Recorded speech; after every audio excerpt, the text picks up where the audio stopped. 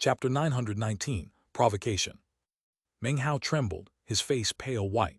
At first he tried not to calculate how much he had lost, but in the end he couldn't stop himself. His mind filled with a terrifyingly huge number of merit points, and he almost coughed up a mouthful of blood. Screwed, royally screwed. He felt like weeping, but no tears would come. All he could do was curse his horrible luck at having completely wasted such a good opportunity to earn merit points. At this thought, he threw his head back and roared, which caused quite a few nearby birds to scatter in flight. Trembling, heart bleeding, face ashen, Meng Hao felt completely drained of energy. Listless and depressed, it was at this point that he suddenly noticed that someone was flying through the air behind him. He turned feebly and saw a young woman. His lifeless countenance caused her to stare in shock. She was graceful and beautiful, with an entrancing face. She wore a long pink garment, and her fragrance was delicate and pleasing. She looked at Meng Hao in shock for a moment before tentatively asking, are you elder cousin Feng Hao?" Meng Hao listlessly nodded his head.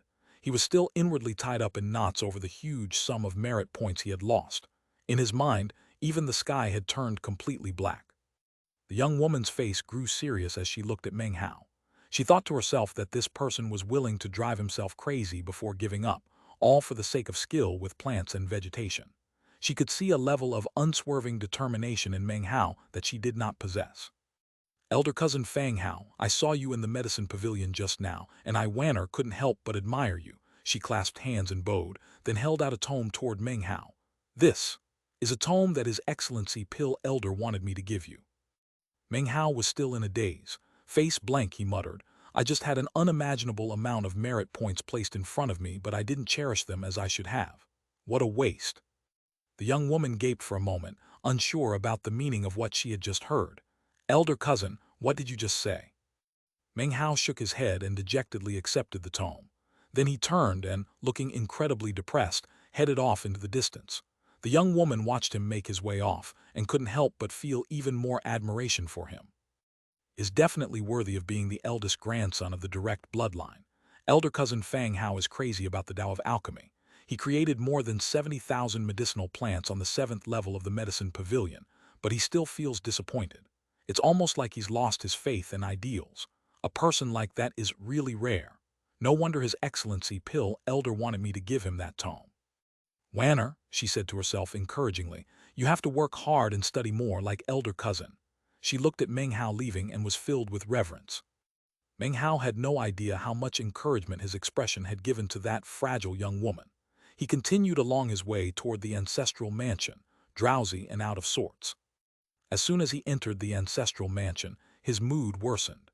Even as he transformed into a beam of light and shot forward, a group of 7 or 8 people strolled out ahead of him, chatting and laughing. Among that group of people was a young woman who Meng Hao recognized from when he had first arrived at East Heaven Gate. She was a female cultivator named Fang Hong. She was clearly a natural-born beauty, and she currently wore a long, pale garment. She held her hand in front of her mouth and laughed as she walked along.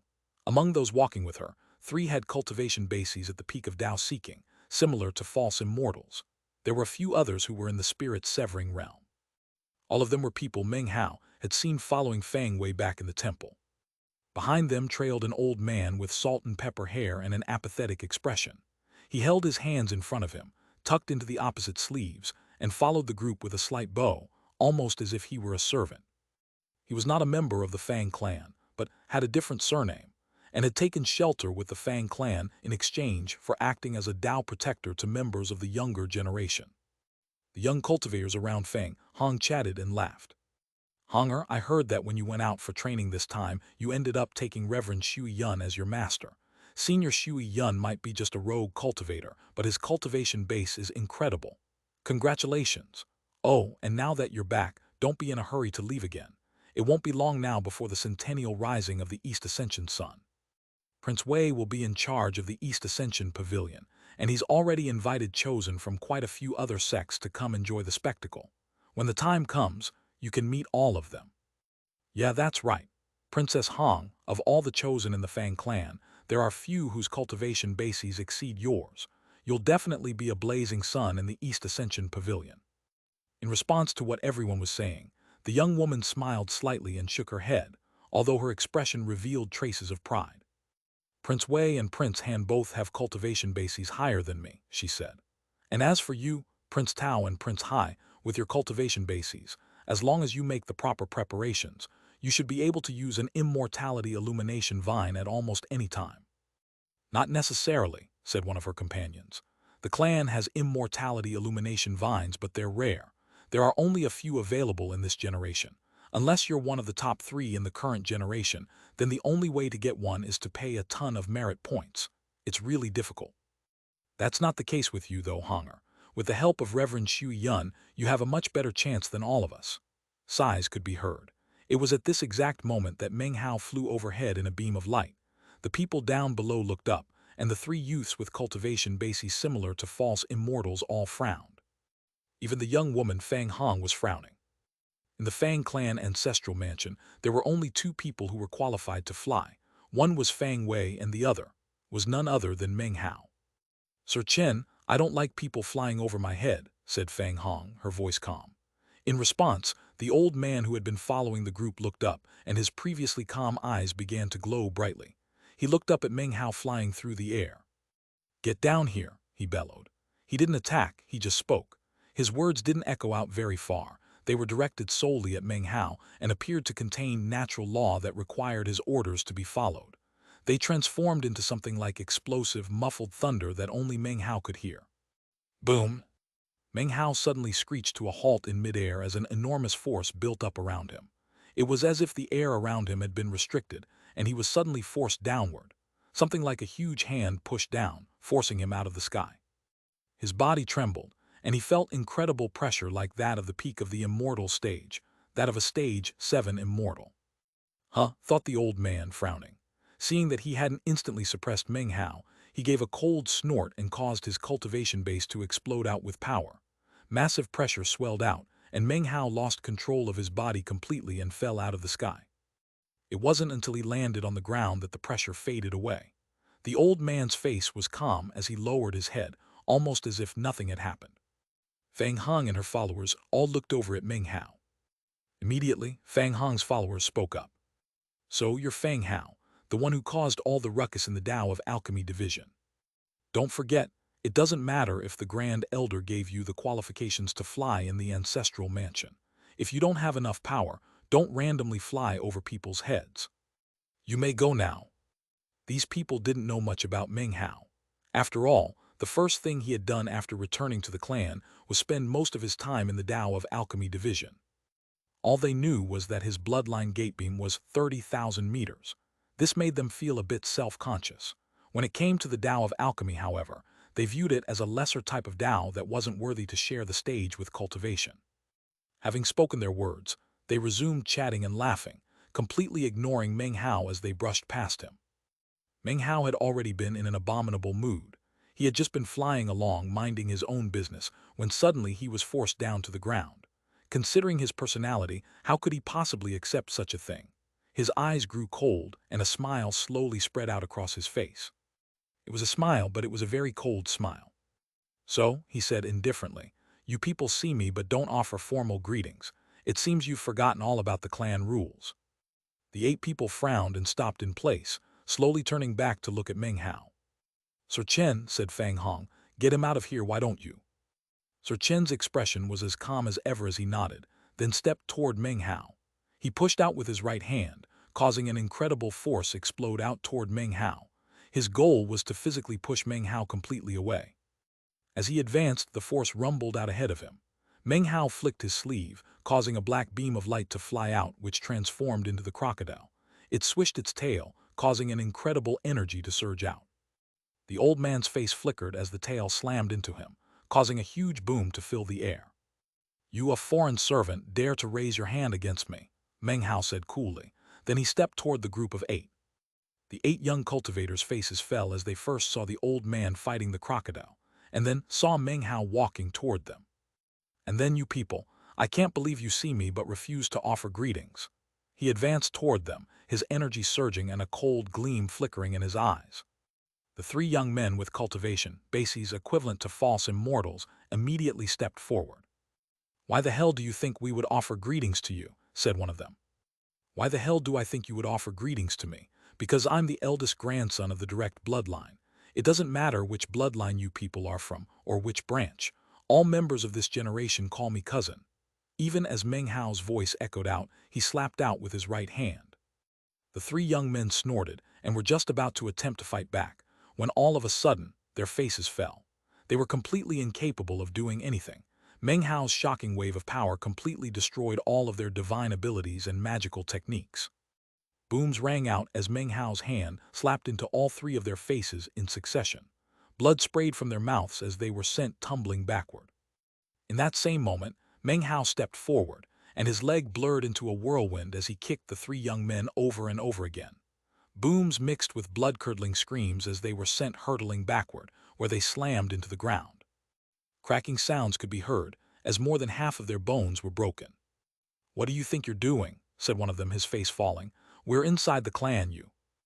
"Oh, so it turns out you do know that we're in the Fang clan," said Meng Hao coldly. "Don't tell me you've forgotten that I'm also surnamed Fang." He stepped forward again, then waved his right hand, causing Fang Hong's spirit-severing acquaintances to cough up blood as many of the bones in their bodies were crushed. Miserable shrieks rang out. "You see me and actually don't extend greetings. I'm the eldest grandson, so I guess all I can do is teach you a lesson about the clan rules. And then there's you." He turned to face Fang Hong. As soon as he stepped forward, a voice called out from the distance. "Stay your hand." Fang Hong's face flickered, and she quickly lifted her right hand into the air, causing a huge, illusory cauldron to appear, upon which the character Fang could be seen. It immediately crushed down toward Meng Hao. Chapter 920, An Exception. 10% of the power of a true immortal, puny. Completely ignoring whoever it was behind him, Meng Hao smiled coldly and clenched his hand into a fist. He punched out, causing a boom to echo out as the cauldron shattered. His fist continued on toward Fang Hong. Another boom could be heard. Blood sprayed from Fang Hong's lips as she doubled over in pain. Meng Hao's punch was too fierce, and her chi passageways were shattered as she hurtled backward. It didn't matter that she was a woman, Meng Hao was as cold as ever. After punching her, he turned icily to face the group that was speeding toward him in the distance. "Meng Hao, you twerp, how dare you?" 6 people were flying through the air.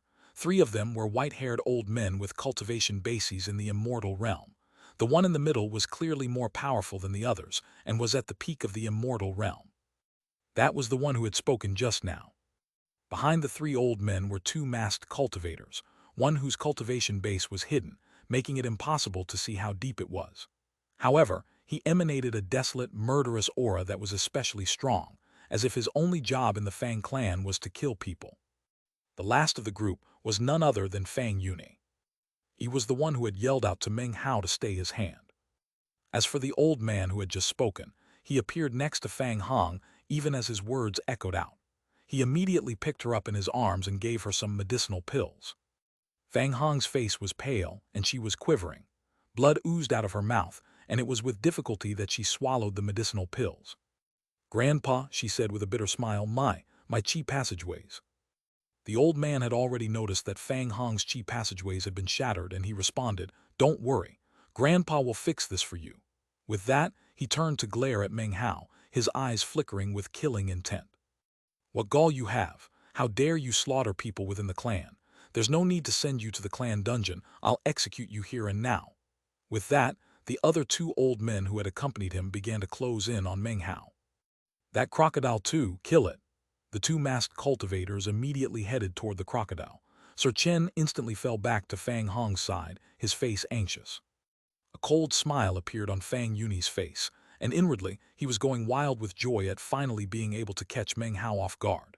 This time, he knew that Meng Hao was going to be killed without a doubt. "6th Grandpa, correct?" Meng Hao stood his ground, completely ignoring the 2 old men who were closing in on him.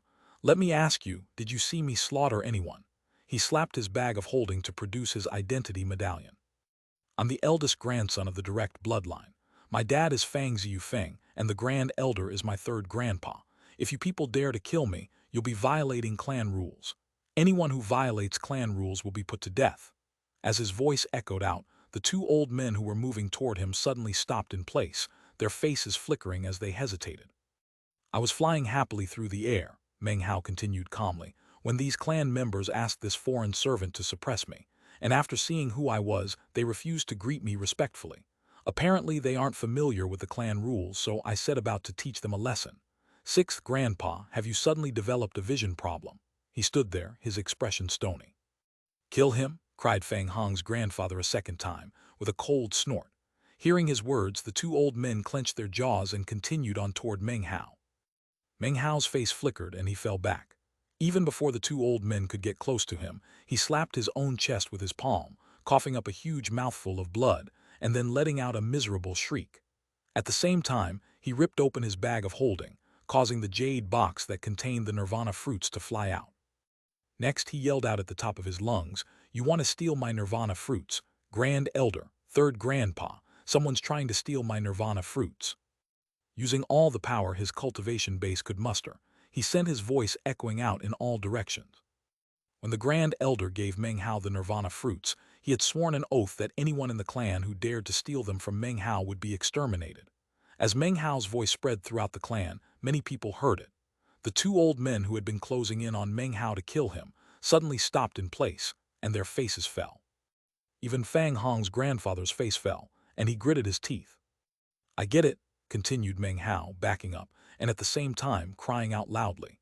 "You clan members of my generation pulled me out of the sky because you're in collusion with that foreign servant to steal my nirvana fruits. You heaven-damned clan delinquents. How could you be so ruthless? How could you try to steal my nirvana fruits? Grand Elder, save me. Third Grandpa, if you don't show up quickly, my nirvana fruits are going to be taken away. Third Grandpa, Grand Elder, save me." His bellowing caused the enraged three youths, with the near-false immortal cultivation bases, to once again cough up blood. "Stop talking nonsense," cried Fang Hong, blood oozing from her mouth. She was also getting nervous. "We saw you flying toward us and just wanted you to go around us. We never brought up anything about your nirvana fruits." "You sharp-tongued troublemaker," howled Fang Hong's grandfather. "You're not from the Fang clan. Die." As he closed in on Meng Hao, it became apparent that the Grand Elder was nowhere to be seen. Meng Hao's eyes flickered coldly, and he suddenly lifted his right hand. The lightning cauldron appeared. In that critical moment, he looked over at Fang Yuni, whose face instantly fell. "Rumble!" They instantly switched places, and Meng Hao watched from off in the distance as the old man's palm descended onto Fang Yuni, who let out a piercing scream. The old man pulled his palm back at the very last moment, then turned to look at Meng Hao. He was just about to charge toward him once again, when suddenly, several dozen beams of light shot through the air toward them from various directions. "Sixth older uncle, my older cousin entrusted Hayar to me for safekeeping. If you dare to touch him, I'll wipe out your entire bloodline. Worst case scenario, afterward I'll take my entire family to stay with my older cousin on planet South Heaven." The speaker was none other than Meng Hao's 19th uncle, who came to stop directly in front of Meng Hao. He looked over coldly at Fang Hong's grandfather. More beams of light descended. Two were middle-aged men, who intercepted the attacks of the masked cultivators against the crocodile, saving it from certain annihilation. In the blink of an eye, the entire situation had changed.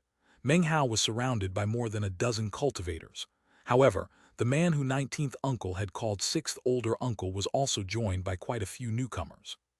As they faced off with proverbial daggers drawn, the archaic voice of Grand Elder Fang Tongshan suddenly echoed out from deep within the ancestral mansion.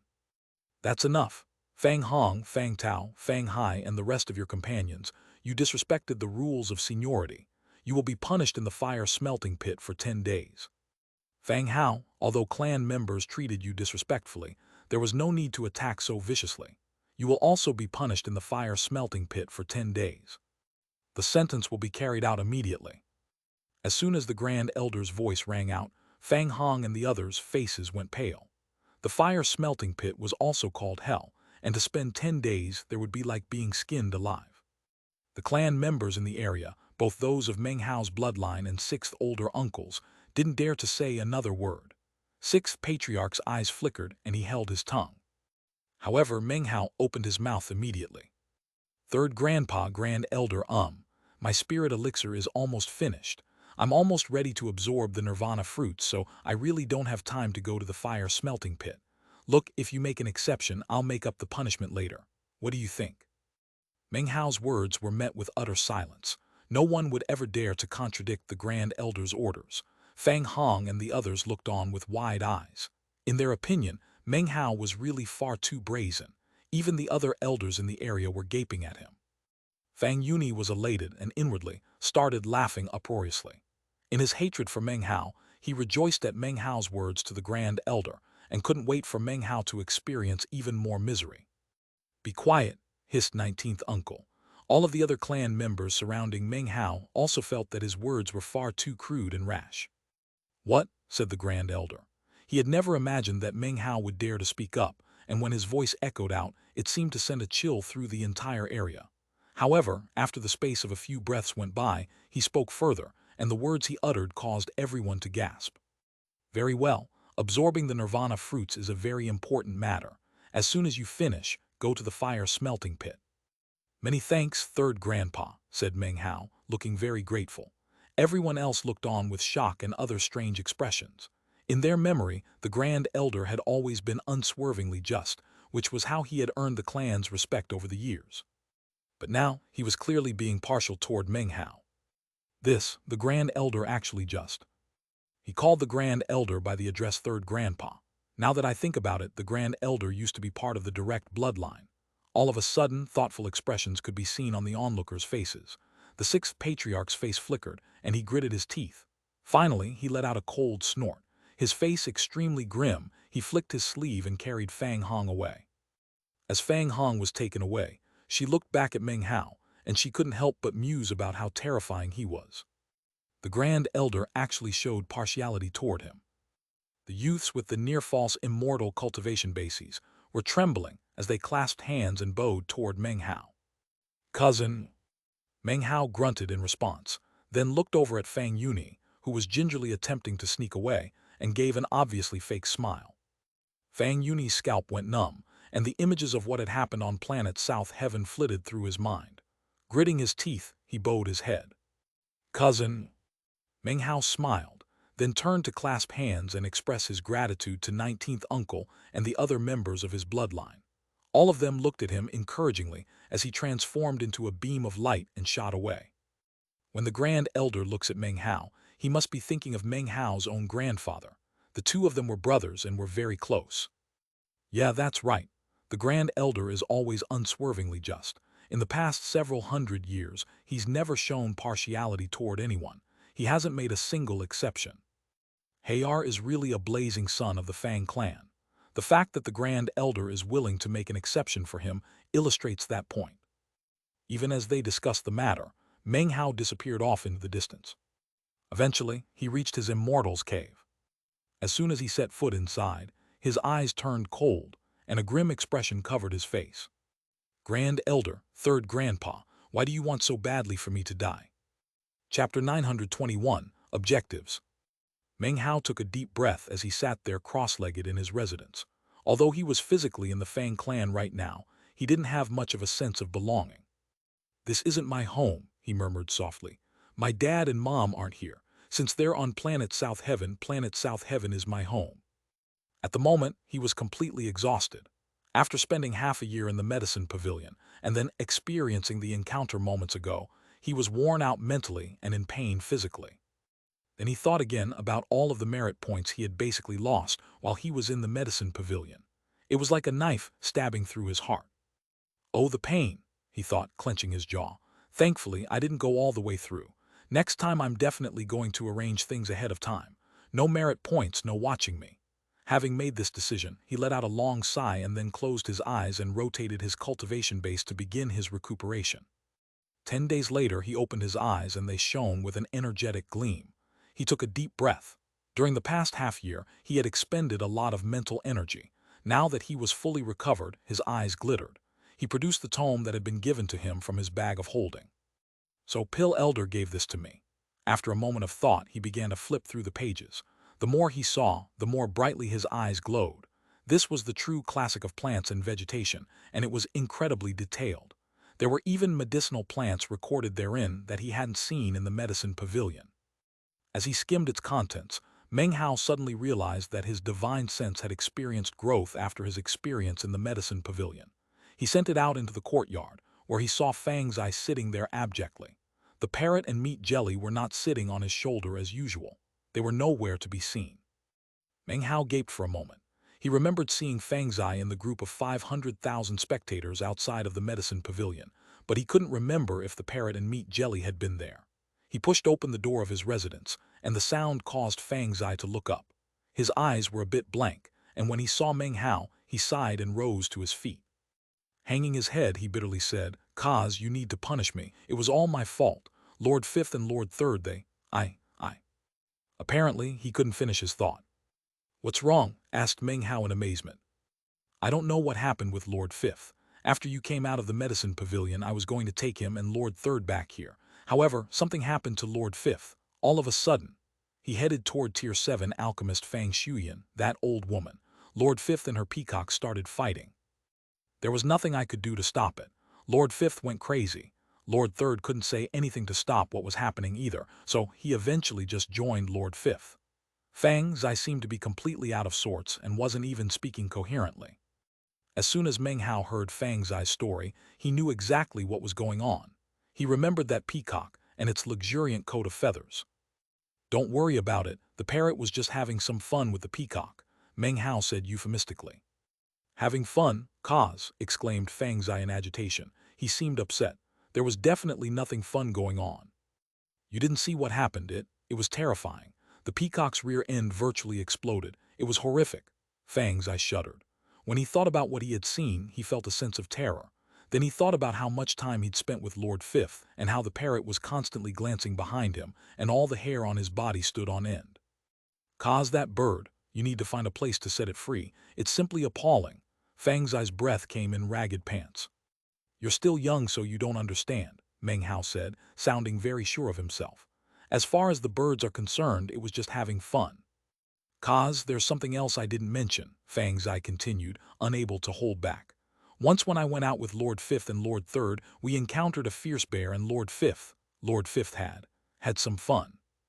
Meng Hao patted Fang Zai on the shoulder and explained once again that it was all in good fun. "In the end," added Fang Zai, "Lord Fifth and Lord Third were taken away by alchemist Fang Shuyan." "Don't worry," said Meng Hao, waving his hand nonchalantly. "That meat jelly can't be killed, and if the parrot dies, then the world will simply have one less scourge to worry about. Don't pay them any more attention." He was well aware that the two morons were incredibly tenacious and couldn't be hurt easily. They were virtually indestructible. "But, really, don't say anything more. Come on, let's head over to the Tao of Alchemy Division. I wasted an entire half-year in the medicine pavilion. It's time to go make some merit points." Meng Hao shot out of the Immortal's cave, and Fang Zai reluctantly followed him. The two of them sped toward the Tao of Alchemy Division as fast as possible. Along the way, Meng Hao's heart began to surge with excitement. He very much wanted to find out if his tactic of going to the medicine pavilion would solve his problem with the merit points. Hardships prompt changes, changes bring solutions, solutions resolve hardships. Before long, the two of them reached the Tao of Alchemy Division and entered the outer mountains. Meng Hao was instantly recognized. "It's Fang Hao, he's here. Could it be that he'll go to the medicine pavilion again? It's too early, isn't it? Wait, don't tell me. He's going to give a lecture on plants and alchemy." As soon as the nearby apprentice alchemists saw Meng Hao, they got very excited and began to spread word to their friends in the clan. By the time Meng Hao got to peak 7191, he was being followed by tens of thousands of people. He stepped onto the platform, cleared his throat, and was just about to begin speaking when suddenly, numerous beams of bright light shot toward the area. In the blink of an eye, the crowd exceeded 100,000 people. There were even alchemists who emerged from within the inner mountains to come hear Meng Hao lecture about plants and vegetation. Meng Hao had proven to everyone how terrifyingly skilled he was with plants and vegetation. By now, most people were convinced that his skill was at least Tier 8 level. In the entire Tao of Alchemy Division, not counting Meng Hao, there were only 19 people who were presently at Tier 8 level when it came to skill with plants and vegetation. Those were the Tier 8 alchemists, also referred to as Pavilion Elders of the Pill Pavilion. People like that would never go out and give lectures. From this, it can be imagined how enthusiastic the audience was. Before much time passed, the audience swelled to 200,000. Meng Hao didn't need to say a word about the merit points. Everybody knew the rules and immediately paid their due. Meng Hao was also excited to note that the old woman Fang Shuyan was no longer present on the opposite mountain peak. Without any competition to worry about, he shelved his idea of increasing prices and proceeded to give his lecture. 6 hours later, having collected hundreds of thousands of merit points, Meng Hao gritted his teeth and decided to talk for 4 more hours. That pushed his profit into the 1 million range, and Meng Hao went wild with joy. With so many merit points, Meng Hao now felt much more at ease. All he had to do was give a lecture for a few hours a day, and vast amounts of merit points would come flowing in. All of a sudden, he felt a sense that the Fang clan's Tao of Alchemy division was showing him quite a bit of hospitality. Meng Hao now lived a life of extravagance. He bought vast quantities of medicinal pills and medicinal plants. He even procured plenty of immortal jade, which, after absorbing the spiritual energy, causing his immortal meridian to become even more solid. On one occasion, after acquiring what was essentially the clan's entire yearly supply of immortal jade, he was able to instantly solidify his immortal meridian to a degree of 90%. His cultivation base experienced rapid growth. He no longer had 80% of the power of a true immortal, but rather 90%. His battle prowess even broke past that of a stage 4 immortal. Back in his immortal's cave, he produced the crocodile, and after a bit of sparring, determined that he was now comparable to stage 5 immortal. He was also just barely able to detect the power of tribulation forming. He knew that once he became 100% true immortal, the door of immortality would descend. I've been waiting for a long time for that day to arrive, he thought, eyes glittering with excitement. I've prepared well, so once I step into true immortality, I'm going to absorb huge amounts of immortal chi from the door of immortality. I'm going to open dozens of immortal meridians in one shot. This was the same reason why the chosen of so many sects consolidated their power and waited for true immortal destiny before making their breakthrough. They wanted to burst into true immortality by opening multiple immortal meridians. There were even some chosen who opened 60 or 70 immortal meridians in one shot. Such opportunities were available only when the door of immortality appeared. At other times, it would be impossible to experience such a wild leap in one's cultivation base. At the same time, Meng Hao continued to concoct spirit elixir with increasingly rare plants. The quality of the spirit elixir he was producing had reached a terrifying level. The life force in the nirvana fruits was growing stronger. Of course, his spirit stones were rapidly depleted, and when he finally reached the end of his supply, he started exchanging merit points to get more spirit stones. Unfortunately, after making a few exchanges, he was unable to acquire any more spirit stones. The number of spirit stones that could be doled out to any given person was limited. Actually, few people were aware that such a rule existed. After all, not many people would ever spend as many merit points as Meng Hao had on spirit stones. Meng Hao was shocked by this development and nearly went mad. Right now, he did not lack merit points, he lacked spirit stones. He even thought about selling his merit points for spirit stones, but that was actually a violation of clan rules. Of course, violating the rules didn't bother him since he didn't care much about the rules to begin with. However, the Fang clan was in a delicate state at the moment. Meng Hao knew that there were quite a few people who were secretly watching him, and even the slightest mistake could be turned into a major issue. There were some areas of the ancestral mansion that Meng Hao had never visited. He had stuck to and risen to prominence in the Tao of Alchemy division. Thanks to his fame and position there, the people who considered him a problem couldn't make a move against him easily. For the most part, he wasn't very familiar with the Fang clan. He wasn't well acquainted with the various relatives from other branches, and didn't even know very many people from the direct bloodline. The people he had dealings with the most were Fang Zai and 19th Uncle. He didn't really feel like getting very close with anyone else. He caught sight of Fang Donghan a few times, who always seemed to be trying to avoid him. Meng Hao knew quite well that he was a chosen, just like Fang Wei. However, he had been suppressed by Fang Wei and was looking forward to when Meng Hao and Fang Wei finally squared off. Meng Hao understood how he felt. As far as Fang Xianxia went, she also avoided him. On the few occasions when they ran into each other, Meng Hao could see the fear in her eyes. He couldn't help but sigh at this. Was he really that scary? Regarding the other chosen, he didn't know them, nor did he have any desire to get to know them. He had no plans to stay in the Fang clan for a long time. After all, he had only 3 objectives in coming here. The first was to get his nirvana fruits. The second was to excel for his dad and mom's sake, and make all the chosen of the Fang clan look at him with respect. The third was to reach true immortal ascension. Once he achieved those objectives, Meng Hao would leave the Fang clan. Then, he would use his immortal ancient Dao medallion to join the immortal ancient Taoist rite. There was where he would continue practicing cultivation and truly rise to prominence. It's important to have someone to rely on. I learned that when I was in the Reliance sect. Here in the Fang clan of Planet East Victory, the Tao of Alchemy division is what I have to rely on. Meng Hao took a deep breath and his eyes glittered. Moments later, though, he grimaced. However, I'm out of spirit stones. What do I do about that? Chapter 922. The sound of a drum in the Pill Pavilion. Spirit stones, spirit stones. Meng Hao's face glowed and he took a deep breath. Fang Kun told me that the Tao of Alchemy division has 3 types of medicinal pills that no one has ever been able to concoct. The clan will give a huge reward to anybody who does.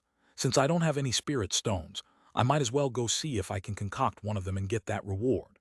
This was the simplest method he could think of, and he was just about to go try it out when Fang Zai's excited voice could be heard outside his residence. Kaz, are you there?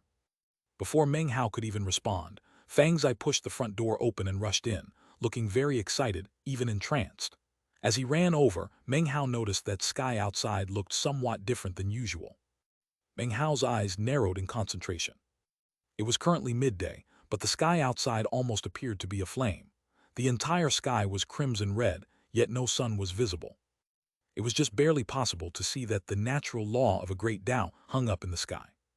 Kaz, I just saw Goddess Fan Donger from the Nine Seas God world, and Li Linger from the Li clan, and also some new disciple from the Church of the Blood Orchid. Fang Zai seemed very excited. When he mentioned Fan Donger's name, his eyes seemed to gleam with adoration, and he seemed especially enthusiastic when he talked about Li Linger. Lots of chosen have come. Taeyang Zai, Sun Hai from the Church of the Emperor Immortal, Wang Mu from the Wang clan, and Song Liuoden from the Song clan. There's even a guy from the Sublime Flow Sword Grotto, someone named Zhou Xin. As Fang Zai spoke, Meng Hao rose to his feet. Eyes shining, he reached out and grabbed Fang Zai's shoulders. Taeyang Zai is here, and Song Liuoden, Li Linger, and Sun Hai. Meng Hao started laughing out loud. Just when he started worrying about his lack of spirit stones, a whole throng of people showed up who all happened to owe him money. Over the next few days, even more chosen are going to arrive from the various sects and clans. They're here to watch the East Ascension Sun from the East Ascension Pavilion, Fang Zai exclaimed excitedly. Although he felt that Meng Hao was acting a bit strange, he didn't put too much thought into it. East Ascension Sun. This was the second time Meng Hao had heard someone mention East Ascension. The first time had been when Fang Hong's group had mentioned it. Every 100 years, the sun outside of the 9 mountains and seas reaches the point in its orbit in which it is closest to Planet East Victory. At that time, Planet East Victory will experience a brand new rising sun. Taoist magic and natural laws of heaven and earth will appear. Because the sun is so close, if you have the intuition and understanding, then in the moment that the East Ascension Sun rises, you can bathe in the resulting boundless sunlight. That sunlight contains a great Tao that can strengthen your fleshly body. Kaz, you definitely have to go watch. When the East Ascension Sun appears, all of the clan members under the age of 1,000 will fly up to bathe in the sunlight. The higher you fly, and the closer you get to the sun, the more you'll benefit. 100 years ago, Fang Zai continued excitedly, Wu Daozi from the immortal ancient Taoist rite made a breakthrough, and his fleshly body reached a height almost comparable to true immortality. Meng Hao's eyes glittered. His fleshly body was already incredibly powerful, but now that his immortal meridian had appeared, his fleshly body was actually a bit weaker than his cultivation base. Furthermore, he knew of no way to improve it. If he could use this chance to do so, it would be great good fortune. When does it start? Meng Hao asked. In 7 days, Fang Zai replied. Meng Hao rubbed his bag of holding and then licked his lips. Where are Taeyang Zai and all the others? He asked. Take me to them. Huh? Fang Zai hesitated for a moment. Just now, he had seen the aforementioned group at the Ancestral Mansion's main gate. Oh, Fang Wei invited them all to the East Ascension Pavilion in the East District. That belongs to their branch of the clan. It would be appropriate to go there on the actual day of the East Ascension Sun, but right now. Oh, I see. Meng Hao's eyes glittered and he smiled. Well, never mind then. I'll just see them in 7 days. First, I need to make a trip to the Tao of Alchemy Division. Why don't you come along? Fang Zai shook his head. Dad wanted me to go find him. I only came here to tell you about the East Ascension Sun. You go ahead without me, cause. Meng Hao nodded, and he and Fang Zai walked out of the residence, after which they went their separate ways. Meng Hao transformed into a beam of light that shot out of the ancestral mansion and headed toward the Tao of Alchemy division. Before long, he arrived. Many of the apprentice alchemists were discussing the East Ascension Sun, and numerous full alchemists were making special preparations to concoct pills during that time.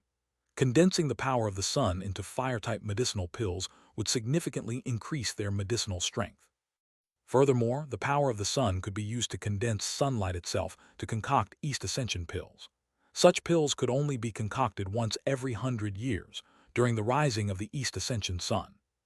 Furthermore, only Tier 7 alchemists or higher could actually concoct such pills. Meng Hao did not go to Peak 7191, but instead went to find Fang Kun.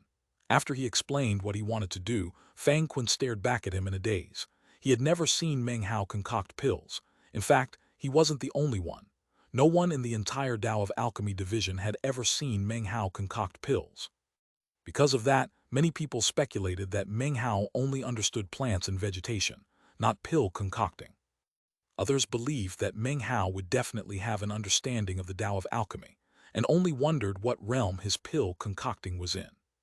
When Fang Kun heard that he was going to try to concoct one of the 3 legendary pills that nobody had ever concocted, he stared in shock.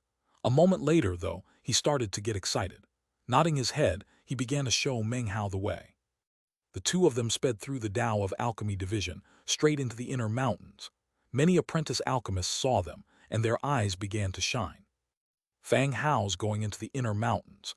Could it be that he's heading to the medicine pavilion again? I need to go early this time, or I won't get a good seat. Come on, let's follow him. Numerous apprentice alchemists hurried to follow Meng Hao, and soon he had a crowd of thousands following him. Bright beams of light shot through the air into the inner mountains. Many of the alchemists there sensed what was happening and immediately joined the crowd. After they realized he wasn't heading to the medicine pavilion, many of them were disappointed. However, it was at this point that people started to realize that he was actually headed to the pill pavilion. The Tao of Alchemy division had a medicine pavilion and also a pill pavilion. Enshrined within the pill pavilion were vast quantities of medicinal pills. Whenever alchemists concocted pills, they could actually sell them here in exchange for other items that they needed. It was also the location where a huge reward was offered for those 3 sacred pills. He's going to the pill pavilion. Maybe he's going to buy some medicinal pills. No, that isn't right. The pill pavilion doesn't sell pills, it only buys them. Don't tell me he knows how to concoct pills. All of the people following Meng Hao were very curious. Few of them left. Most continued to follow him as he neared the pill pavilion. This pavilion didn't look very different from the medicine pavilion. There were also 2 old men standing guard outside, as well as a huge stone stele that was packed tight with the names of various medicinal pills. Another difference between the two was that the medicine pavilion floated in the air, seemingly held in place by fetters, as if it wished to fly out of the Tao of Alchemy division into the sky. The pill pavilion did not float in the air. It was held down on the ground by an enormous stone hand, the fingers of which pierced into the pavilion itself. It, too, seemed to wish to fly away, but was forever obstructed by the gigantic hand. The medicine pavilion was obviously snatched from somewhere else, and then brought to the Tao of Alchemy division by the Fang clan's first-generation patriarch, thought Meng Hao. That's why it's held in place with fetters, to prevent it from returning to its original master. As for the pill pavilion, at a single glance you can tell that it was also snatched from somewhere else, and is being held in place to prevent it from going back to its true master. A strange expression could be seen on Meng Hao's face as he looked at the pill pavilion. From the situation of these 2 pavilions, it was possible to see how domineering the first-generation Fang patriarch had been. In front of the pill pavilion were 3 enormous drums, each of which looked ancient, as if they had existed for countless years. On each of the drum heads could be seen ancient characters, glittering with radiant light. Heavenly One-Thought Pill. Sea-Cleaving Heaven-Defying Pill. Skybalist Sunspirit Pill. 3 drums, 3 sets of ancient characters. These 3 medicinal pills had been the life's work of 3 patriarchs of the Fang clan of ages past, and yet, in all the years since, no one else from the Fang clan had been able to concoct them.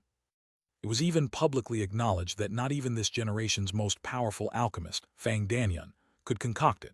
However, some people speculated that, although Pill Elder could not concoct the Heavenly One Thought Pill and the Sea-Cleaving Heaven-Defying Pill, he actually could concoct the easiest of the three pills, the Skypalist Sunspirit Pill. Meng Hao took a deep breath and sent out his divine sense.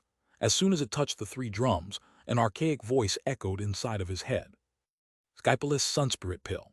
Whoever concocts this pill will receive a reward of 100 million spirit stones, 100,000 immortal jades, 5 million merit points, 10,000 medicinal plants of your choice from the Tao of Alchemy Division, 3 clan Taoist magics, and 1 immortal treasure. Furthermore, the Tao bell will toll 9 times. Those who wish to attempt this pill, strike the drum and produce the fee of 1 million merit points to acquire a set of ingredients. Sea-Cleaving Heaven-Defying Pill.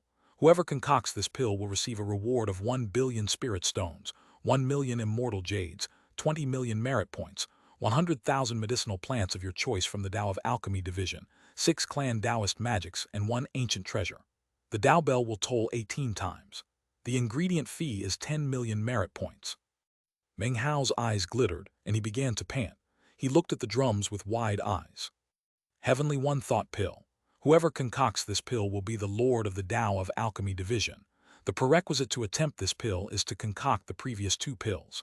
The ingredient fee is 100 million merit points. Meng Hao's mind reeled.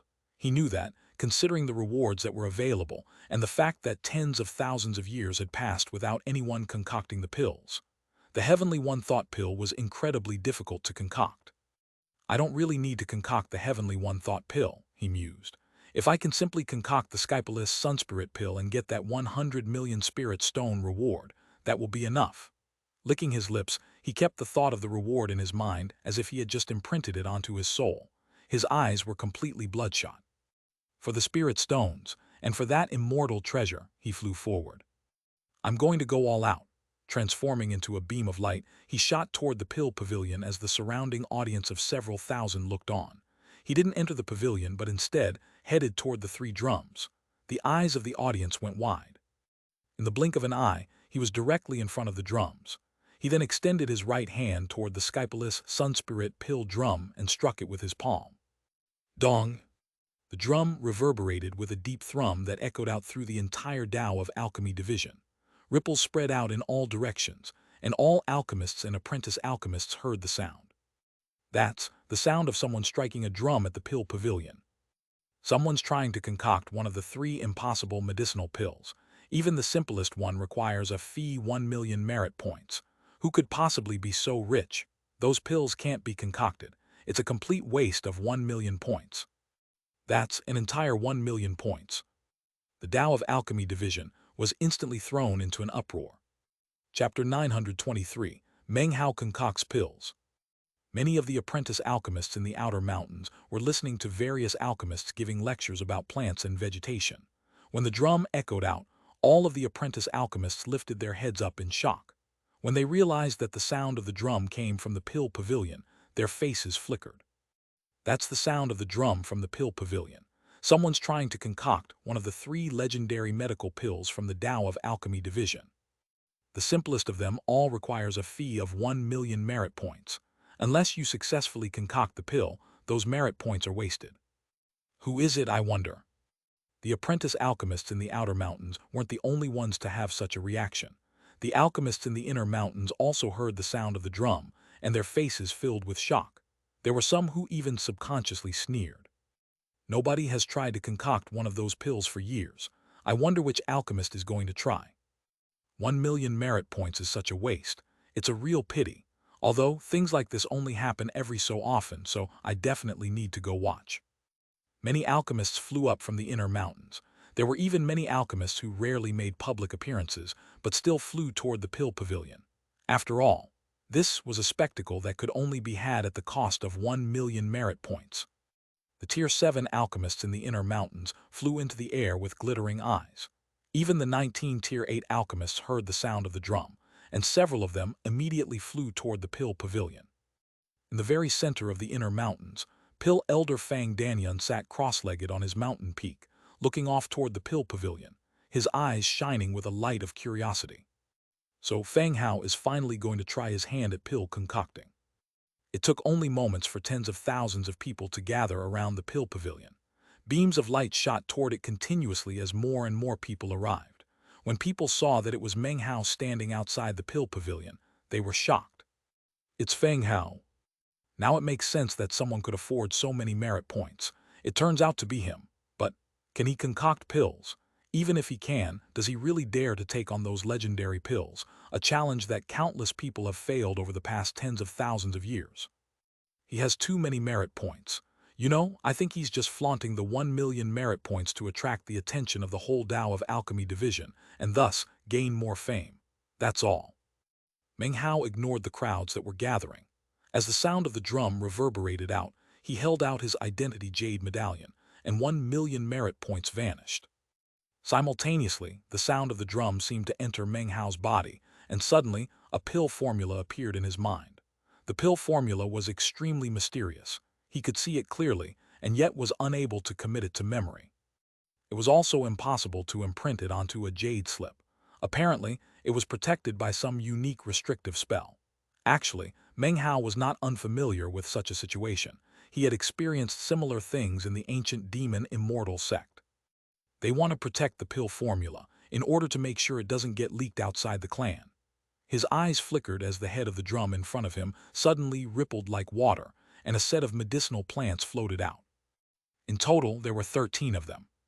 Each medicinal plant could be considered extremely precious. There were 5 of them that caused a shocking botanical aroma to spread out in all directions as soon as they appeared. Even Meng Hao's pupils went wide because of that. There were 2 plants in particular that he found shocking. One was completely black, with a single delicate flower. It was beautiful, and at a single glance it was obvious that it had an aura of extreme heat circling around it. Surprisingly, the other plant was a sun blossom. Meng Hao took a deep breath. He had thought sun blossoms to be virtually extinct in the outside world. He had never imagined that he would run into one here. Unfortunately, when compared to the sun blossom he had harvested in the ruins of immortality, this sun blossom was damaged and incomplete. However, it was still a sun blossom. Considering all of this, those 1 million merit points were actually worth it, he thought, taking a deep breath. However, he knew that he couldn't simply take these medicinal plants away. He had to use them here and now to concoct a medicinal pill. Meng Hao sat cross-legged in front of the pill pavilion and closed his eyes to analyze the pill formula. Time passed. More and more people arrived, and soon, 500,000 people were crowded around. All of them stared at Meng Hao. The sight of someone spending 1 million merit points to concoct a pill was a sight that could only be come across serendipitously. And yet, such a scene was playing out right in front of them. Whether or not Meng Hao succeeded, all of the onlookers were happy to be able to watch this rare scene. 4 hours later, Meng Hao opened his eyes and they shone brightly. "This medicinal pill will not be easy to concoct," he murmured. "I've never come across anything like it before. It might not be as difficult as concocting something from nothing, but it's still very challenging. Most importantly, if I fail, the cost will be immense," he frowned. The concocting method actually changes depending on the weather and the time of day. Furthermore, it must absorb yang qi from each of the 12 two-hour periods in the day without interruption. Divine will then comes into being, and it can become a sun spirit. However, that's not all. The first word in the name of the pill, Skypulus, is important. It's actually referring to that mythical celestial palace which exists beyond the clouds in the sky. Meng Hao frowned deeply. After a while, he patted his bag of holding to produce a pill furnace. It was pitch black, and a face was just barely visible on its surface, which stared fiercely at Meng Hao. This was the pill furnace Meng Hao had acquired years ago when he became a Violet Furnace Lord in the Violet Fate sect. 1. Meng Hao got the black pill furnace in chapter 281. The furnace initially resisted him, making it impossible for him to use. Later, he handed it over to the meat jelly in chapter 295. Eventually, he forced it to capitulate when he concocted the perfect gold core pill in chapter 336. He also used it in chapter 394 when he was in the western desert. He tapped the pill furnace, and a clear, crisp sound echoed out. The pill furnace shuddered, and the face's vicious expression suddenly turned into one of fear and respect. When the sound of the pill furnace spread out, the apprentice alchemists didn't think much of it. However, the expressions on the faces of the Tier 5 and higher alchemists all changed. No longer did they look at Meng Hao with scorn, but rather with intense concentration. Whenever masters go to work, the evidence of their foundation can be seen. All of the Tier 5 and higher alchemists could tell that the method with which Meng Hao tapped the pill furnace contained the Tao of alchemy. All pill furnaces need to be warmed up. Even a pill furnace that has been used millions of times needs to be warmed up before its full power can be unleashed. But Feng Hao simply tapped the furnace and produced the same result. Ingenious. It's a different technique for warming up the furnace. How domineering. He dispersed the medicinal qi within the furnace, making it easier for the pill to take shape. To accomplish something like that requires incredible skill in the Tao of alchemy. Meng Hao ignored all of the comments from the audience and focused all of his attention on the medicinal pill he was going to concoct. No matter how he went about it, he had to attempt to concoct the pill in order to solve his spirit stone quandary. I'm actually not sure I can do it, he thought. After reflecting for a moment, he reached out to grab one of the medicinal plants. As he held it there in his hand, it seemed to come to life. All of its impurities dissipated, and it turned transparent like crystal. Then Meng Hao crushed it and placed it into the pill furnace. This action also caused the other alchemists to be visibly moved. Meng Hao took a deep breath and looked up into the sky. Then he placed his left hand onto the pill furnace, causing it to burn, although there was no flame. The medicinal plant instantly began to melt into a liquid. 2 hours later, Meng Hao's eyes flickered, and he selected another medicinal plant. Soon, 24 hours had passed. Last, he put the sun blossom into the mix, and then he placed both hands onto the pill furnace. Everyone was panting as they watched. During the last day in which they had watched Meng Hao work, they had been able to catch glimpses of his pill concocting techniques. People began to grow more and more shocked at Meng Hao's proficiency in the Tao of alchemy. Time to look at this pill. Meng Hao growled above the rumbling sound that echoed out from within the pill furnace. Suddenly, the pill furnace's lid popped off, and a medicinal pill flew out. As soon as it appeared, it radiated incredible light for 300 meters in all directions, causing everyone's minds to reel and a collective gasp to ring out. He succeeded. He actually succeeded. Meng Hao closed his eyes. Cracking sounds could suddenly be heard from the medicinal pill, and it shattered, transforming into black sediment that appeared to be somewhat toxic. The sediment slowly transformed into wisps of black smoke. Failure. After a moment of silence, everyone burst out into conversation. Meng Hao sat there with his eyes closed, thinking. In truth, he had already known that he had failed about halfway through the concocting process. However, a failure was exactly what he needed. Based on his skill in the Tao of alchemy, his analysis of the Skypalus Sunspirit pill formula told him that there were thousands of different possible concoction methods. Each one seemed as if it would lead to success, and yet simultaneously seemed doomed to lead to failure. After an hour, Meng Hao's eyes suddenly opened. Based on what I learned from this failure, further analysis now reveals 791 possible concocting methods remaining. With that, he extended his hand and struck the drum again. The sound of it echoed out, and 1,000,000 merit points vanished. Once again, 13 medicinal plants flew out. The audience saw Meng Hao making another attempt and thought he was crazy. Despite the outrageous amount of merit points he was spending, he had decided to try again. 24 hours later, the pill furnace rumbled and another medicinal pill flew out. This time, it radiated light for 3,000 meters. The pill itself was violet gold in color and looked like an inimitable treasure. However, a moment later, cracking sounds could be heard, and it collapsed into wisps of black smoke.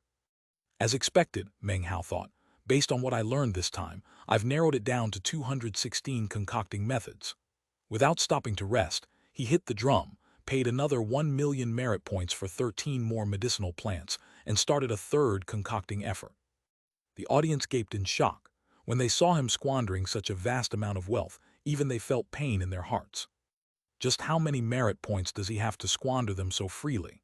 After all these years, nobody has ever successfully concocted that medicinal pill. What makes him think he can? If he thinks he has too many merit points, he should just give some of them to me. Another 24 hours passed, and rumbling could once again be heard. Meng Hao's third concoction was a failure. However, his expression lacked the slightest bit of dejection, and in fact, his eyes were glowing. From this third defeat, I've now narrowed it down to 17 possible methods that could lead to success. He struck the drum a fourth time, shocking everyone. Even the Tier 6 alchemists thought he was crazy. After another 24 hours, 4 straight days of concocting, he failed again. From this fourth failure, I have now narrowed down the total possible methods to only 3. Taking a deep breath, eyes completely bloodshot, he struck the drum again. The sound reverberated through the air as he began a fifth concoction. 24 hours later, a medicinal pill flew out of the furnace, shone with brilliant light and then collapsed. Meng Hao suddenly shot to his feet. I understand now. Eyes shining, he struck the drum a 6th time. Chapter 924, Skypalist Sunspirit Pill. All of the successive failures left the onlookers astonished. However, the Tier 7 alchemists were starting to catch on to what Meng Hao was doing. Every failure actually represents an exponential increase in the chances for success. He might really be able to succeed in concocting it. The Tier 7 alchemists were all panting as they exchanged shocked looks. As for the Tier 8 alchemists present, their eyes shone with curious gleams. Meng Hao now only had a bit more than 1 million merit points left. If he failed for a 6th time, he would be unable to continue with further attempts. He spent the merit points, and then his eyes flashed as the 13 medicinal plants flew out. The first difficult aspect of concocting the Skypalist Sunspirit Pill is that the medicinal plants must be adjusted every 2 hours according to the weather, time, and strength of the spiritual energy in the area. Success requires profound skill with plants and vegetation, as well as significant preparation in terms of grafting techniques. The second difficult aspect has to do with the pill itself. Although the role of the 13 medicinal plants in the pill formula seems fixed, in actuality, there is no true set pill formula. The 13 medicinal plants cannot be used in a fixed sequence, but rather must be added according to the time of day in which the pill is being concocted.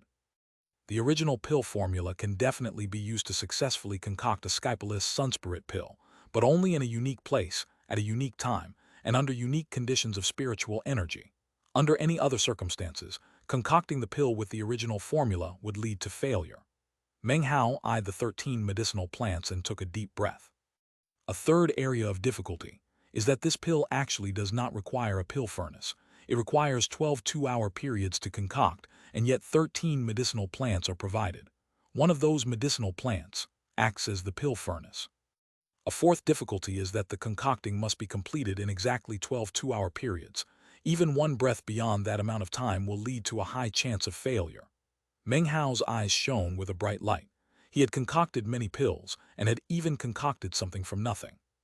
His skill in the Tao of alchemy was unfathomable, and yet this was his first time encountering a medicinal pill that had so many intrinsic internal variables. He took a deep breath and looked up at the sky.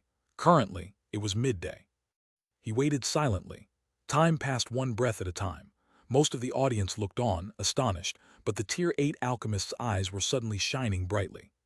Simultaneously, at the center of the inner mountains, Pill Elder rose to his feet and gazed at the pill pavilion.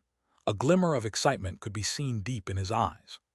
"He's onto something," murmured Fang Danyan. "Actually, I can also concoct Skypalist Sunspirit pills, but only on this mountain during the middle of the centennial rising of the East Ascension Sun. That is the only day when I can perfectly concoct it. On any other occasion, my success rate of concoction would be only 1 in 10, and the result wouldn't be of very high quality." Back above the pill pavilion, the sky was now shifting into afternoon. Meng Hao's eyes glittered, and he quickly reached out to grab the sun blossom. All of its branches and leaves were stripped off in the blink of an eye, leaving behind only the flower petals themselves, which spread open into the shape of a bowl. Refine the sun blossom into a pill furnace.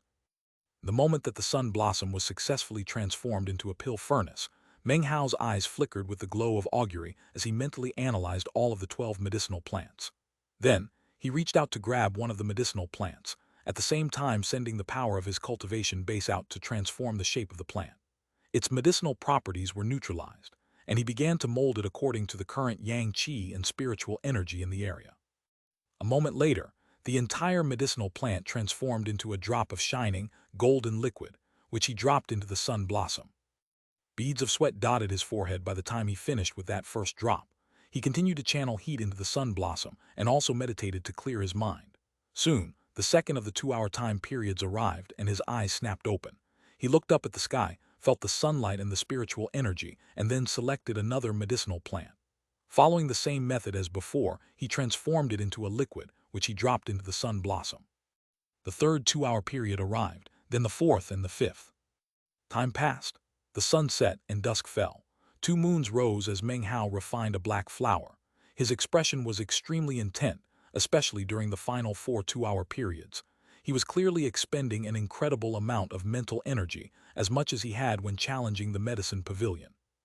Every 2 hours, he had to select the appropriate medicinal plant, and then transform it in accordance with the transformations of heaven and earth. This required significant consideration and judgment, and was something that even Tier 8 alchemists would have difficulty with. If it wasn't for the fact that Meng Hao's skill with plants and vegetation was at an incredible level, and that he also had shocking talent in the Tao of alchemy, he would never have been able to accomplish this. The 9th two-hour period came, then the 10th and the 11th. Noon of the second day arrived as Meng Hao selected the final medicinal plant. He transformed it into a liquid and then dropped it into the sun blossom pill furnace. Eyes bloodshot, face a mask of exhaustion, he extended both hands and pushed down onto the sun blossom. His action caused the sun blossom to wrap around itself, transforming into a fist-sized flower bud that slowly floated up into the air. As of this moment, the eyes of hundreds of thousands of panting spectators were all fixed on the flower bud.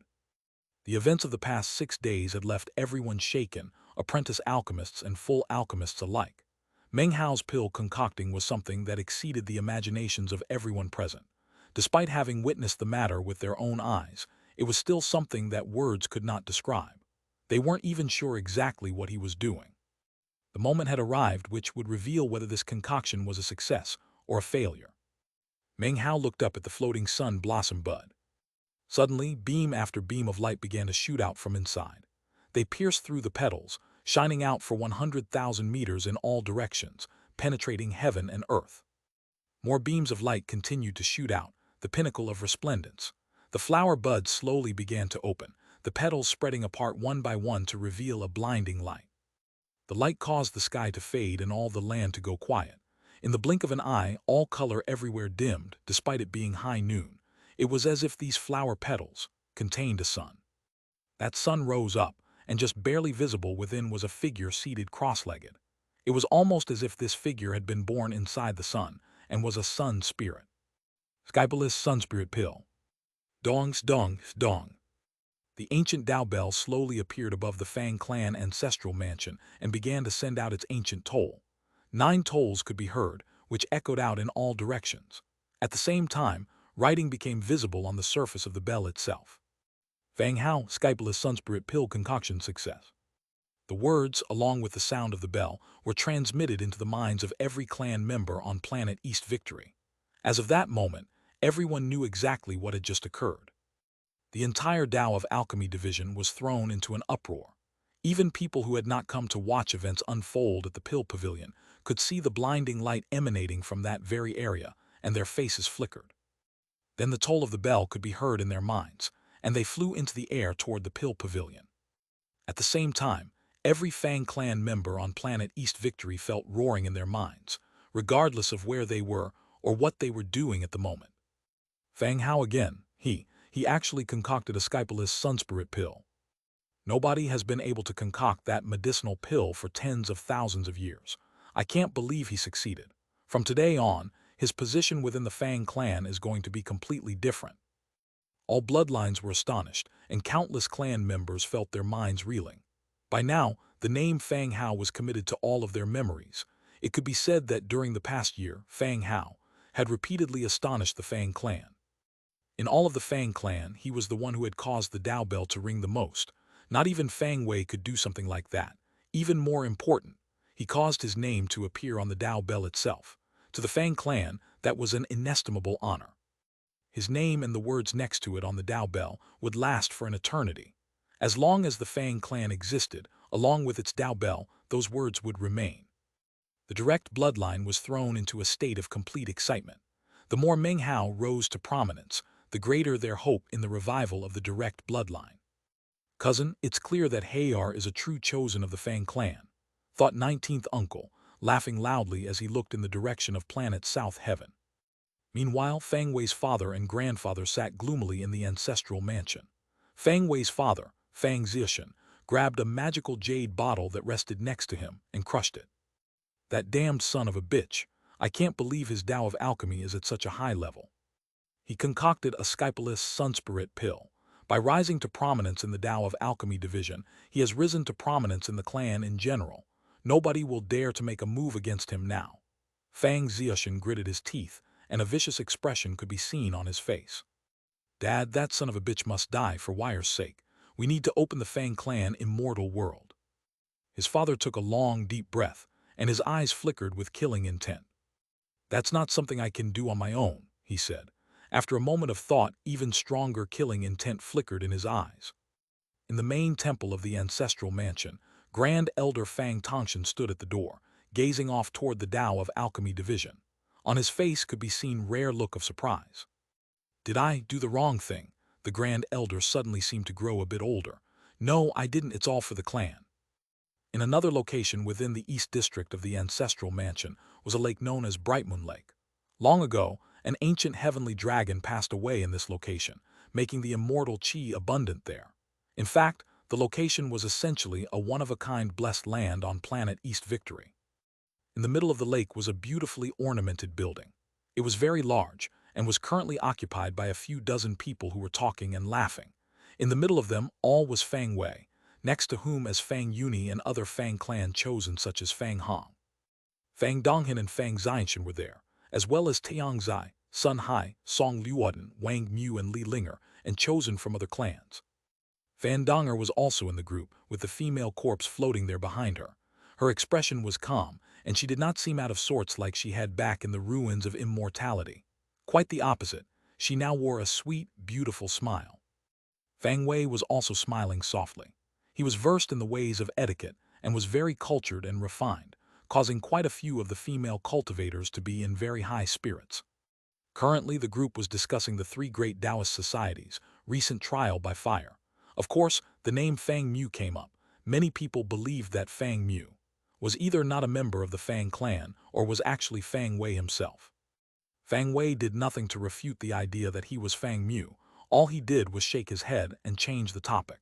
Of course, that only confirmed the suspicions of many. I've heard that the Fang clan has an astral projection magic, said Taiyang Zai, his eyes glittering. So in the end is Fang Mu, really you, elder brother Fang? Fang Wei smiled, and was about to say something in response when his face suddenly flickered. It wasn't just him. The faces of all the members of the Fang clan flickered, and they subconsciously turned to look toward the Tao of Alchemy division. Chapter 925, Future Brother-in-Law. Fang Yuni's face suddenly looked extremely unsightly. The faces of the other chosen who surrounded Fang Wei also darkened, as did the faces of all the other Fang clan members who were there to accompany Fang Wei. In their opinion, even though Meng Hao was the eldest grandson of the direct bloodline, in the Fang clan, it was Fang Wei who had been declared Tao child by the patriarch. Fang Wei was sure to reach the ancient realm within 1,000 years, and therefore, he was someone that no one could afford to depose or offend. In addition to that, there were Fang Yuni's provocations. He constantly told everyone about how vicious Meng Hao was. In the end, many of the chosen of the clan were already fed up with Meng Hao. Deep within Fang Donghan's eyes was a virtually imperceptible flicker. Everything that was happening was exactly what he wanted to see. The more Meng Hao rose to prominence, the more at odds he would be with Fang Wei, and the two would surely become irreconcilable adversaries. The two of them are going to fight each other sooner or later, he thought, and my own opportunity to rise up will come when that battle ends. He lowered his head so that others would not be able to see the wild ambition in his eyes. Fang Xianxia stood off to the side, panting, her eyes wide.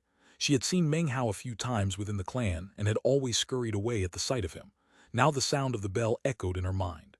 How could she ever have imagined that Meng Hao would actually concoct a scalpeless sunspirit pill? The entire Fang clan was shaken.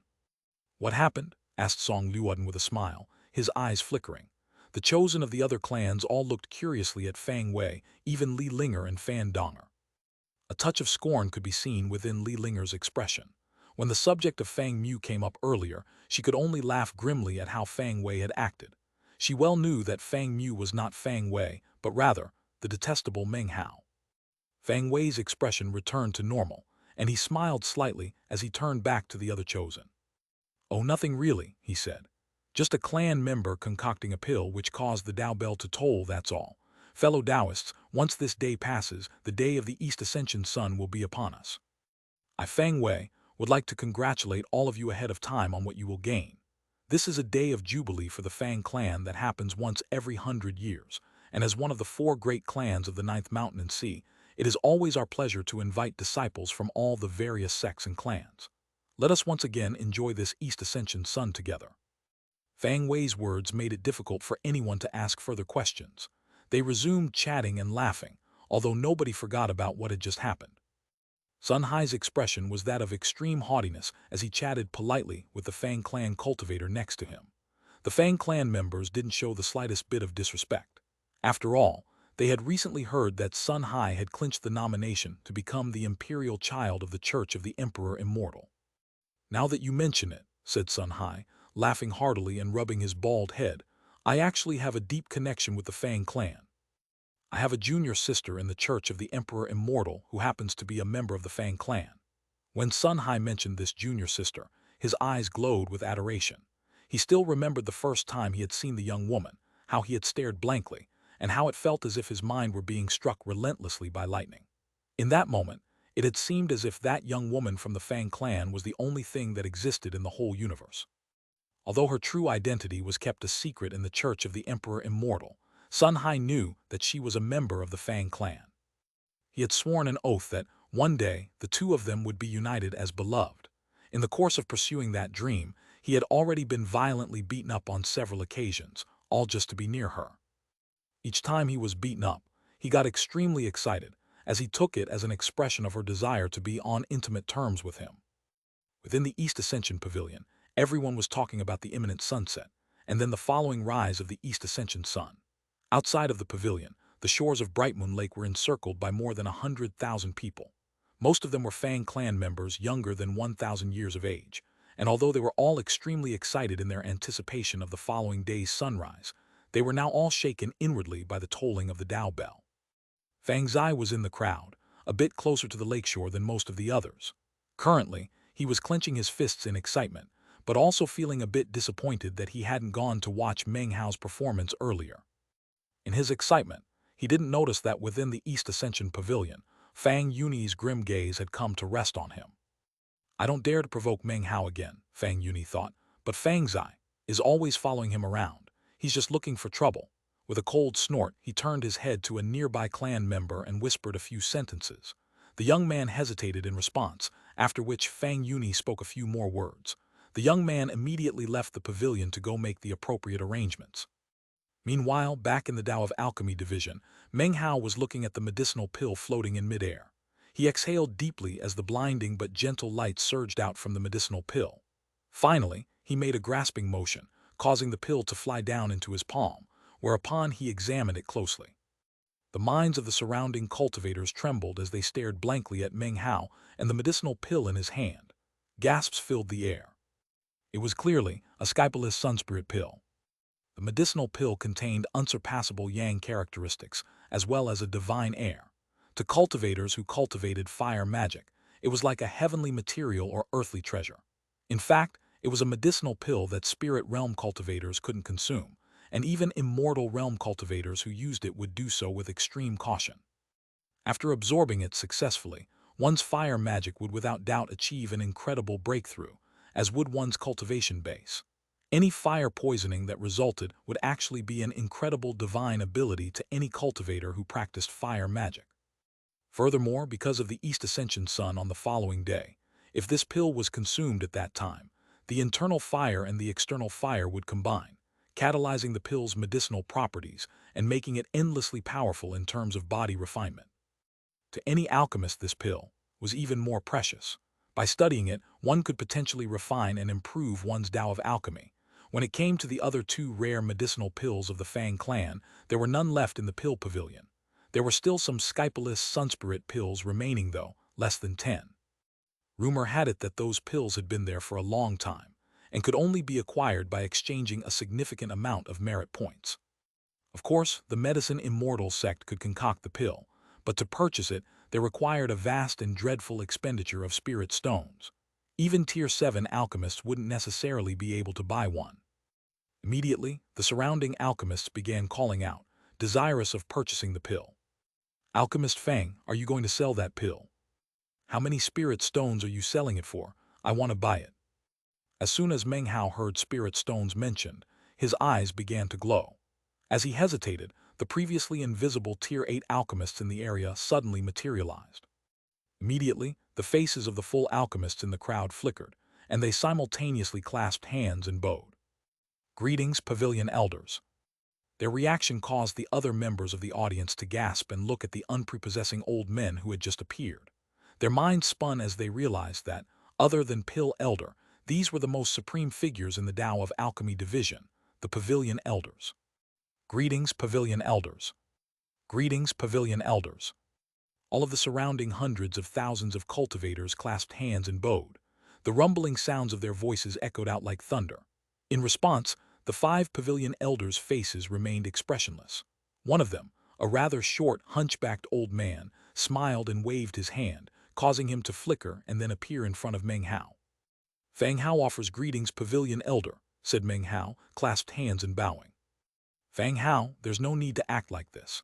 The Tao of Alchemy Division has a rule that any person who concocts one of the 3 sacred pills will be granted the status of Pavilion Elder. Come, I shall take you to pay a visit to Pill Elder. The old man's face glowed with admiration and approval. The other 4 elders around them, despite their expressionless faces, emanated similar feelings. Meng Hao took a deep breath as he obediently followed them.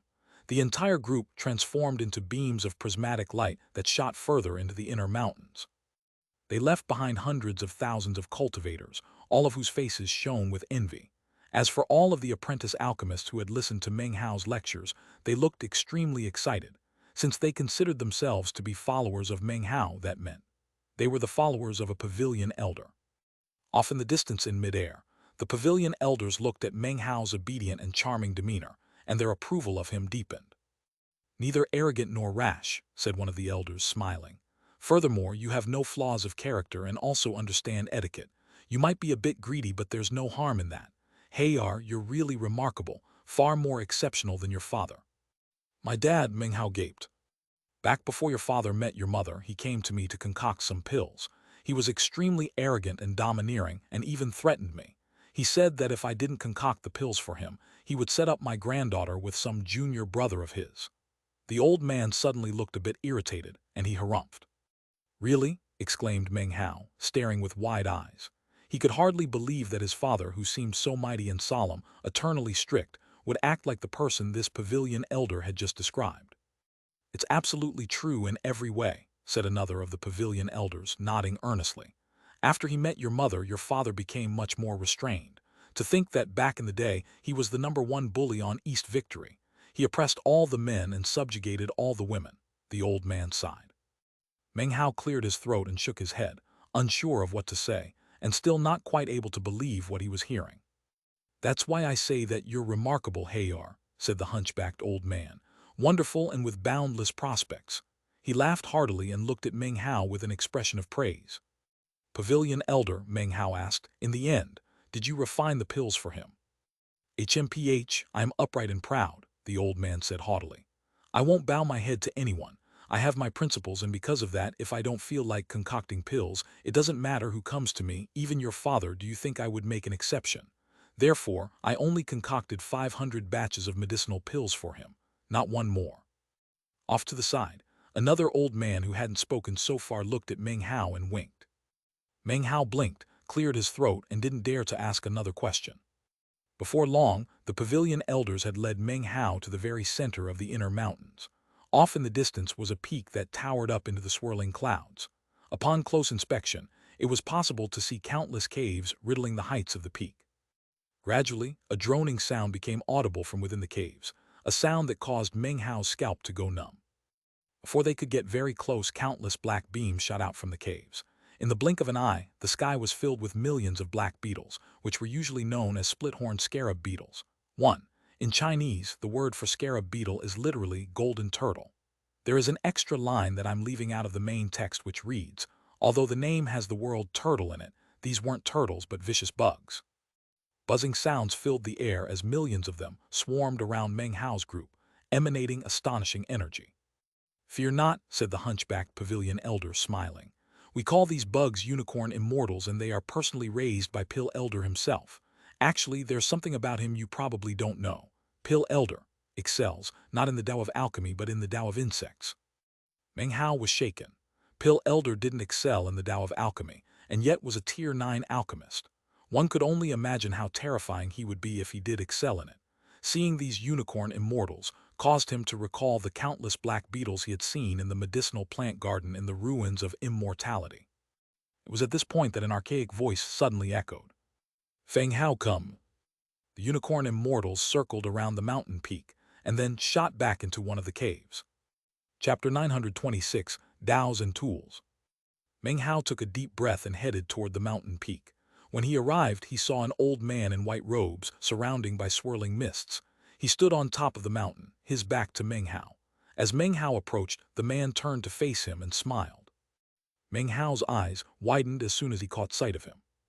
The feeling he got when he looked at this old man was very similar to the feeling he got from Pill Demon. It was actually extremely similar. In fact, although their physical appearance was different in terms of the energy within him, it seemed almost exactly the same. As he stood there with the mists swirling around him, Meng Hao almost thought he was looking at his master. Both wore white robes and both had long white hair. Both were aged, and both were surrounded by a swirling medicinal aroma. They seemed equally kind, and seemed to both be filled with the same feeling of anticipation. The old man looked over at Meng Hao and said, "Feng Hao, to be able to concoct a Skypalus sunspirit pill, especially considering that it was done at a time of year and time of day not specific to the pill formula, means that your Tao of alchemy has already reached the pinnacle." From the man's words, Meng Hao was already able to tell that the rumor about Pill Elder being incapable of concocting the 3 sacred medicinal pills was likely not true. The key to understanding the Skypalus sunspirit pill was understanding that there was no specific time or hour. For Pill Elder to say this indicated that he already had a deep understanding of the Skypalus sunspirit pill. Meng Hao thought for a moment. As he looked at Pill Elder, the drone of the unicorn immortals filled his ears. Sometimes all of them would make noise at the same time, giving rise to an incredibly intense sound. Other times only a few would make noise. Either way, the sound was continuous. "Feng Hao, look over there and tell me what you see." Pill Elder glanced off into the distance, toward the numerous cloud-wreathed mountain peaks. Meng Hao suddenly realized that his heart had become very calm after laying eyes on Pill Elder. He felt free and at ease, as if listening to the old man speak had caused him to enter some strange state.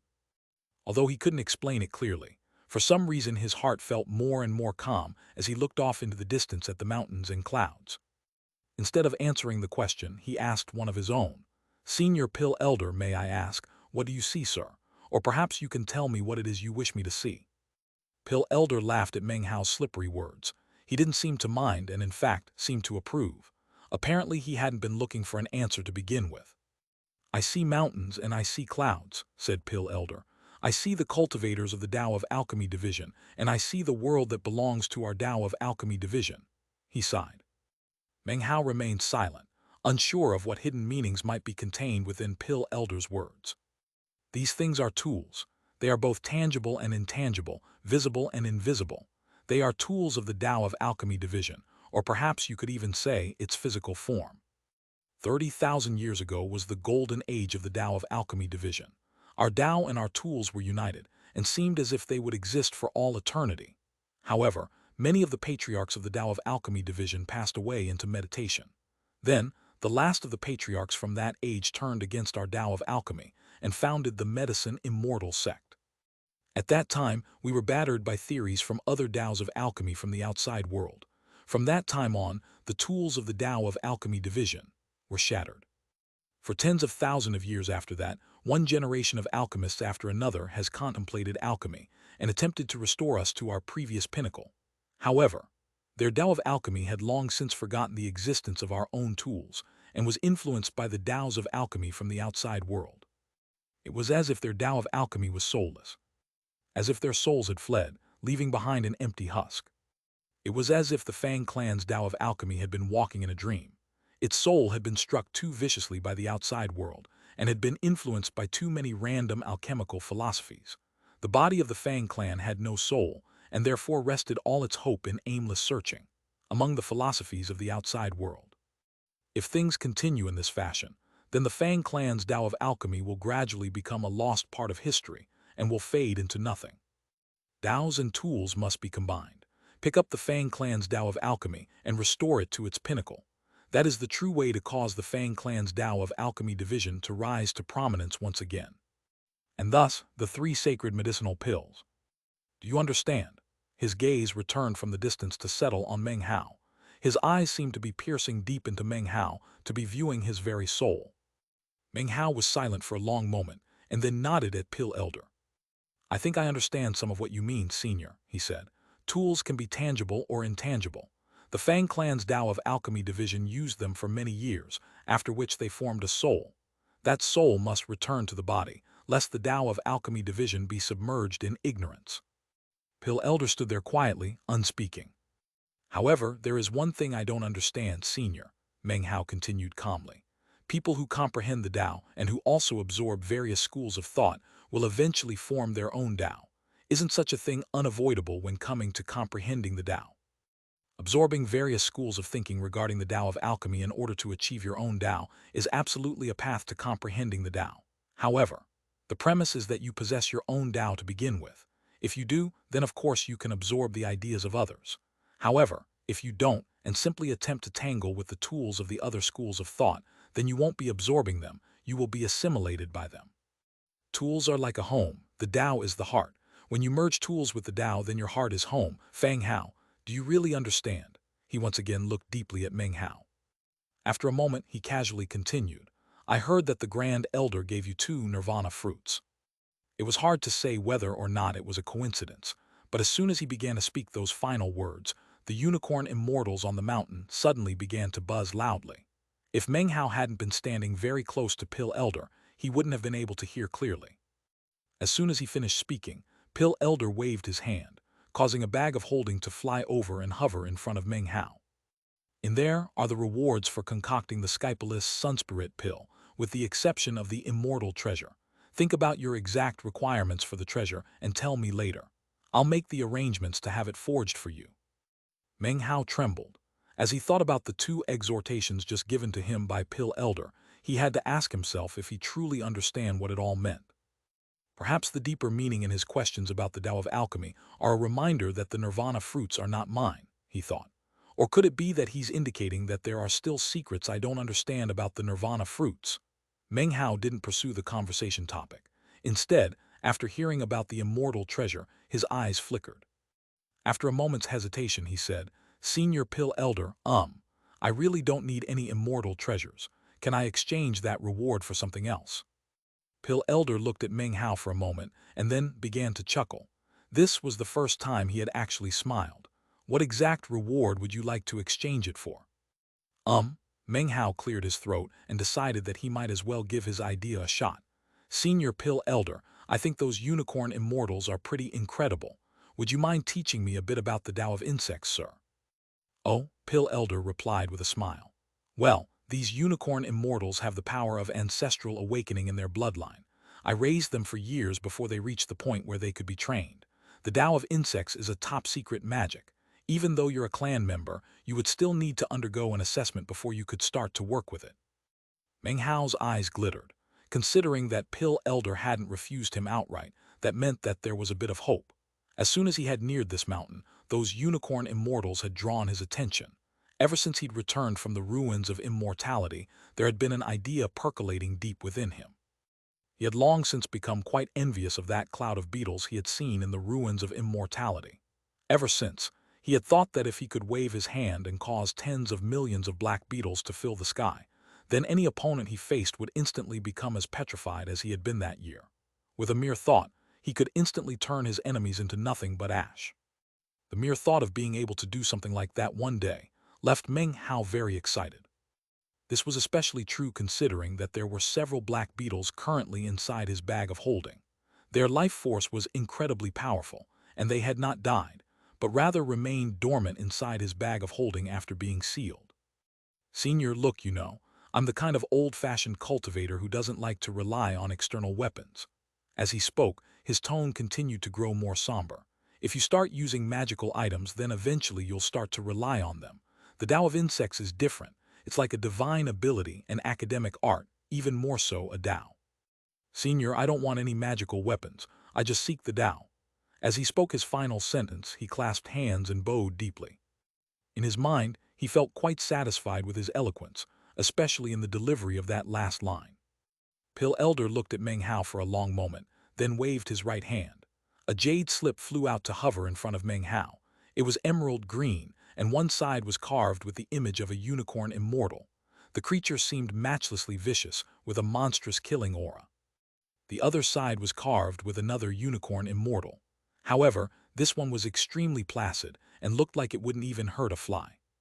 Take a look at the first of the 3 volumes on the Tao of insects. If you have the talent, I'll teach you.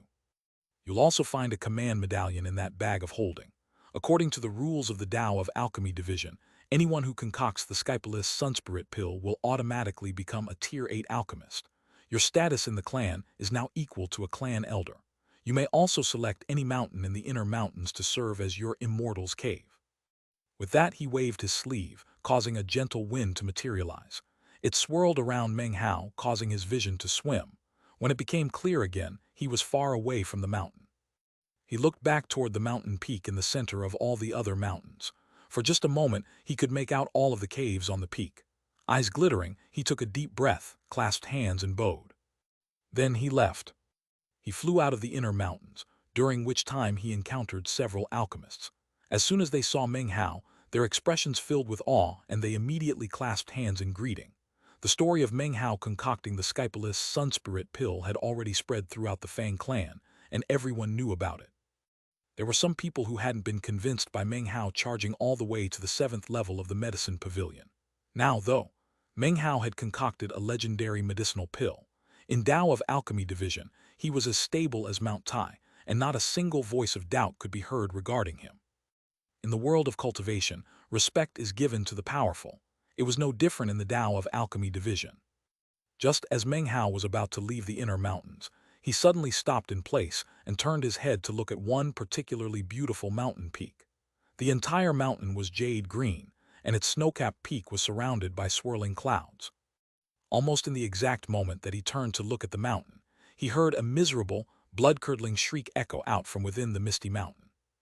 That scream was not the scream of a cultivator, but rather, it came from the beak of a beautiful peacock. At the same time, a bellow of rage could be heard that obviously came from the mouth of an old woman. "You damned mud of a bird, it's time we fight. I'm going to refine you into a pill." Next, the arrogant and despotic voice of a parrot could be heard squawking out. "Do you know how many years Lord Fifth has swept across Jianghu? Huh! Look, you old crone, Lord Fifth screwed a hole through the heavens before you were even born. You know who Lord Fifth's master is? Well, I'll tell you, and you're gonna be scared to death. Lord Fifth's master is Fang Hao." Chapter 927, The Shore of Bright Moon Lake. Meng Hao's face was unsightly. Feeling somewhat helpless, he watched a multicolored parrot flapping its wings as it flew through the air. A small bell could be seen attached to its claw, and the parrot looked very pleased with itself. It somehow seemed licentious, and even had a black strip of cloth wrapped around its head, covering one of its eyes. The remaining visible eye gleamed brightly as it flew out from the mountain peak. "You just wait for Lord Fifth, you old hag. And as for you, my beloved concubine, don't worry, Lord Fifth will be coming back for you. I'll risk everything to rescue you from this place." Behind the parrot was the Tier 7 alchemist, the old woman. Her face was a mass of fury as she shot after the parrot at top speed. Behind her was a beautiful young woman, clad in a white robe, the picture of purity and innocence. This was the same young woman who Meng Hao had encountered after challenging the 7th level of the medicine pavilion, the clan junior sister named Wanner. Miserable shrieking could be heard in the distance, and Meng Hao could just barely make out a beautiful peacock, gasping and struggling in vain to rise to its feet. From the look of the situation, it had just experienced some unimaginable catastrophe. Meng Hao sighed, feeling quite sorry for the peacock. Anything with feathers that showed up in front of the parrot would find it difficult to escape the bird and its fiendish hobbies. As soon as the parrot flew out, it caught sight of Meng Hao, and its uncovered eye lit up. It hurried over and began to cry out plaintively. "Master, save me! Master, this old hag is out of control. She's trying to kill me. Save me, master!" As the parrot cried out, the bell attached to its claw suddenly made a popping sound and transformed into the meat jelly, which also began to cry out to Meng Hao. Master, here you are finally. There's a bully following us. Master, she's a real bully. Not too far behind, the furious old woman caught sight of Meng Hao, as did the young woman in the white robe. The young woman's jaw dropped in surprise, as if the Meng Hao in her mind couldn't possibly have anything to do with this shameless parrot. Clearing his throat, Meng Hao hurriedly backed away, and then made to continue on his way as if he hadn't seen anything that was happening. Master, save me! The parrot screeched immediately, flying toward Meng Hao at top speed. Meng Hao waved his hand and his body disappeared in a minor teleportation. When he reappeared off in the distance, the parrot immediately changed directions and continued to speed toward him. As for Meng Hao, he suddenly seemed to radiate an air of righteousness. Expression solemn, he began to speak. I do not know you, evildoer. Exactly who the hell are you? He said. Then a slightly confused expression appeared on his face as he looked at the pursuing old woman. Meng Hao, squawked the parrot, glancing back the old woman who was about to catch up. I have spirit stones. Hold your tongue, evildoer, said Meng Hao, stopping in place. His face was somber as if he was the sole representative of justice. There is no enmity between us and yet you try to frame me. Well, never mind. I might as well just put you in your place right now. With that, he waved his right hand. Meng Hao didn't even have a chance to unleash a divine ability. Before anything could actually happen, the parrot let out a miserable shriek, and then its body went stiff, as if it had just been seriously injured. Then, it shot directly into Meng Hao's sleeve. Meng Hao cleared his throat, and inwardly cursed the parrot's unconvincing performance. Senior, he said to the old woman, cautiously backing up. This bird is vile and detestable. I'm just on my way back from visiting Pill Elder, after having been fortunate enough to become a Tier 8 alchemist. Junior will help you take care of this bird, don't worry. The old woman's cultivation base was so profound that Meng Hao couldn't assess it. In the Tao of Alchemy division, alchemy was the true Tao, and one's cultivation base played a mere supporting role. However, because of all the life-or-death scenarios that Meng Hao had faced, he still edged backward carefully as if guarding against any contingencies, simultaneously flashing his Tier 8 alchemist's command medallion. The old woman looked at Meng Hao backing away and said nothing. Eventually, he transformed into a beam of light that fled into the distance. At that point, the old woman's eyes flashed. The young woman hesitated for a moment, then quietly said, "Grandaunt, that bird." "Just forget about it," said the old woman, turning to head back toward the mountain. The young woman followed. Along the way, the young woman couldn't refrain from asking, "Grandaunt Fang Hao?" The old woman did nothing other than shake her head. A flash of insight could be seen deep within her eyes. From the moment Meng Hao had challenged the 7th level of the Medicine Pavilion, she knew that he would be a new force coming to the fore of the Tao of Alchemy division. Then he concocted the Skypalist Sunspirit pill, which left her shaken inwardly, and also thoroughly convinced that Fang Hao would be a blazing son of the Tao of Alchemy division. She wasn't sure if he was the type of person to nurse grudges. Because of the level of her cultivation base, she had been aware all along that the parrot and the meat jelly belonged to him. Furthermore, she had intentionally driven them out at the exact moment in which Meng Hao had been passing by. Her entire goal had been to resolve any feelings of resentment Meng Hao might have toward her. She was much higher than him in terms of clan seniority, had a profound cultivation base, and had been famous for many years. Therefore, she was well versed in finding clever ways to resolve problems, and the scene that had played out just now was just the method she had come up with to resolve her issues with Meng Hao. Meng Hao continued flying through the Tao of Alchemy division. When he realized that the old woman wasn't pursuing him, his eyes flickered. He, of course, understood her intention. As they emerged from the Tao of Alchemy division, the parrot's spirit seemed to lift. It flew out of his sleeve and arrogantly cried, "You just wait for Lord Fifth, you old hag. Lord Fifth will be back." Off to the side, the meat jelly nodded its head vigorously. For the meat jelly to act in such a way was clear evidence of the sufferings these two dunces had endured in recent days. However, as soon as the parrot finished speaking, Meng Hao's right hand shot out, grabbed the parrot and dragged it in front of him. The parrot's eyes bulged. "What are you doing? What are you grabbing your Lord Fifth for?" "What did you say just now about spirit stones?" Meng Hao asked coldly. Whenever he and the parrot interacted, it was never with courtesy. "Spirit stones?" The parrot pretended to be confused. "What spirit stones?" Meng Hao glared at the parrot, and then suddenly a bashful expression appeared on his face. The parrot's eyes immediately went wide, and it began to shiver. The meat jelly gasped and let out a muffled shriek. "It's that expression again, finished. We're finished. Whenever that expression appears, it means the end is near. The bird is really done for this time. The parrot's eyes filled with fear, and before Meng Hao could even say anything, it fawningly said, "Ha ha ha, I'm just playing around with you. Spirit stones." Ah, spirit stones. That old hag has a whole vein of spirit stones underneath that mountain of hers. Whenever you feel like going to steal them, Meng Hao, I'll help you dig them up. When Meng Hao heard the words vein of spirit stones, his eyes began to shine. He then began to ask about the specifics. One man, one bird, and one meat jelly flew back toward the ancestral mansion, conversing with each other in hushed tones. By now, evening was falling. Off in the distance, the setting sun filled the sky with golden light. When Meng Hao got back to the ancestral mansion, he saw numerous clan members heading toward the East District. Meng Hao looked in that direction and suddenly remembered what was going to be happening in the morning. East Ascension Sun. Muttering to himself, he changed directions and flew toward the East District. The parrot perched on his shoulder, and the meat jelly transformed into a bell and attached itself to the parrot's claw. Meanwhile, in the East District's East Ascension Pagoda, Fang Wei smiled as he chatted with the various chosen.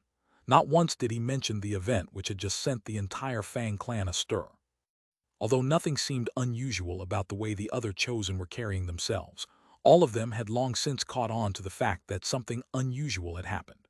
The mere fact that Fang Wei had brushed the matter aside was what had led them to this conclusion in the first place.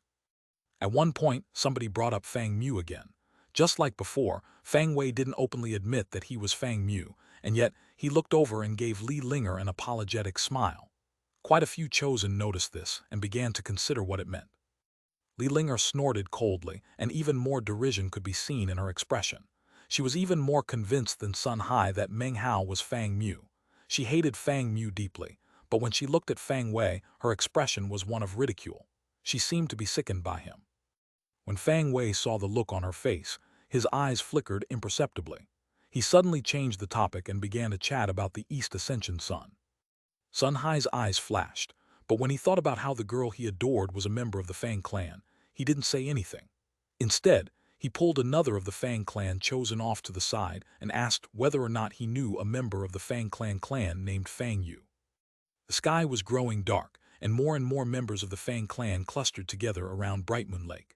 Originally, they had been waiting quietly, but now they were all discussing the matter of Meng Hao concocting the Skypalist Sunspirit pill. Although the Dao bell had long since ceased to toll, the sound of it still rang within their hearts. I can't believe Fang Hao actually concocted a Skypalist Sunspirit pill. That's one of the 3 sacred pills.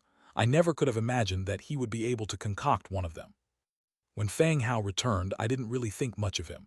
He was kind of quiet, but now he's causing all sorts of waves. Words such as these echoed out constantly. Fang Wei's expression was the same as ever, making it impossible to determine what he was thinking. In contrast, Fang Yunyi's face only continued to grow darker. Then he looked over at Fang Zai near the lakeshore, chatting excitedly with the clan members around him, and he snorted coldly. A cold gleam flickered in his eyes, and his lips twitched into an icy smile. The people he had arranged to take care of Fang Zai were now closing in. The direct bloodline is crap. They had their glory in the past, but now they're in decline. The Fang clan is no longer a place where they hold the upper hand. Fang Yunyi snorted again. Today is the day when I humiliate Fang Zai of the direct bloodline. His eyes narrowed. Meanwhile, Fang Zai stood in the crowd, excitedly flaunting his recent experiences to the clan members standing next to him. Of all the people over all the years in the Tao of Alchemy division, nobody has ever been able to concoct that medicinal pill, but my Kaz concocted it. He had a 30,000-meter bloodline gate beam, and he even challenged the 7th level of the medicine pavilion. And then he concocted the legendary Skypalist Sunspirit pill. That's my Kaz, Fang Hao. The other clan members panted as they heard the stories of Meng Hao. More and more people were elevating their personal estimation of Meng Hao's status to the same level as Fang Wei. About this time, 2 young men appeared nearby, pushing their way through the crowd. Their expressions were icily arrogant as they neared Fang Zai, then rudely waved their hands, causing a burst of wind to materialize. It descended onto Fang Zai, causing his face to flicker. He tried to fight back but was no match. He made a slight grunt as he was involuntarily shoved backward 10 paces. The clan has ordered that it is prohibited to be loud and disorderly during the rise of the East Ascension Sun, said one of the 2 young men, his eyes cold. Anyone who violates the rule will be stripped of the qualifications to observe. You, said Fang Zai, looking up with rage in his eyes. However, when he saw who the two young men were, his face fell. The other clan members in the area also looked shocked and immediately backed up. Chapter 928, You Stick With Me. The young men who had pushed Fang Zai back wore long black robes decorated with images of a moon.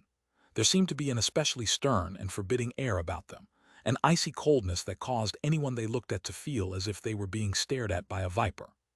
Furthermore, they had staged 3 immortal cultivation bases and emanated amorphous ripples that gave them the appearance of mighty immortals. As soon as the surrounding clan members saw who the two young men were, their faces flickered and their hearts filled with awe. They slowly backed up. They're Black Moon Guards. Lots of chosen from other sects are here for the East Ascension Sun, and the Black Moon Guards have been tasked with keeping things orderly. There are 9 guard corps in the Fang clan, 4 of which are stationed off-planet, and 5 of which have jurisdiction here on planet East Victory. Of those 5, the Black Moon Guards and the Violet Sun Guards are responsible for the Ancestral Mansion. The 9 guard corps of the Fang clan had each earned glorious achievements in battle and had shaken the 9th mountain and sea.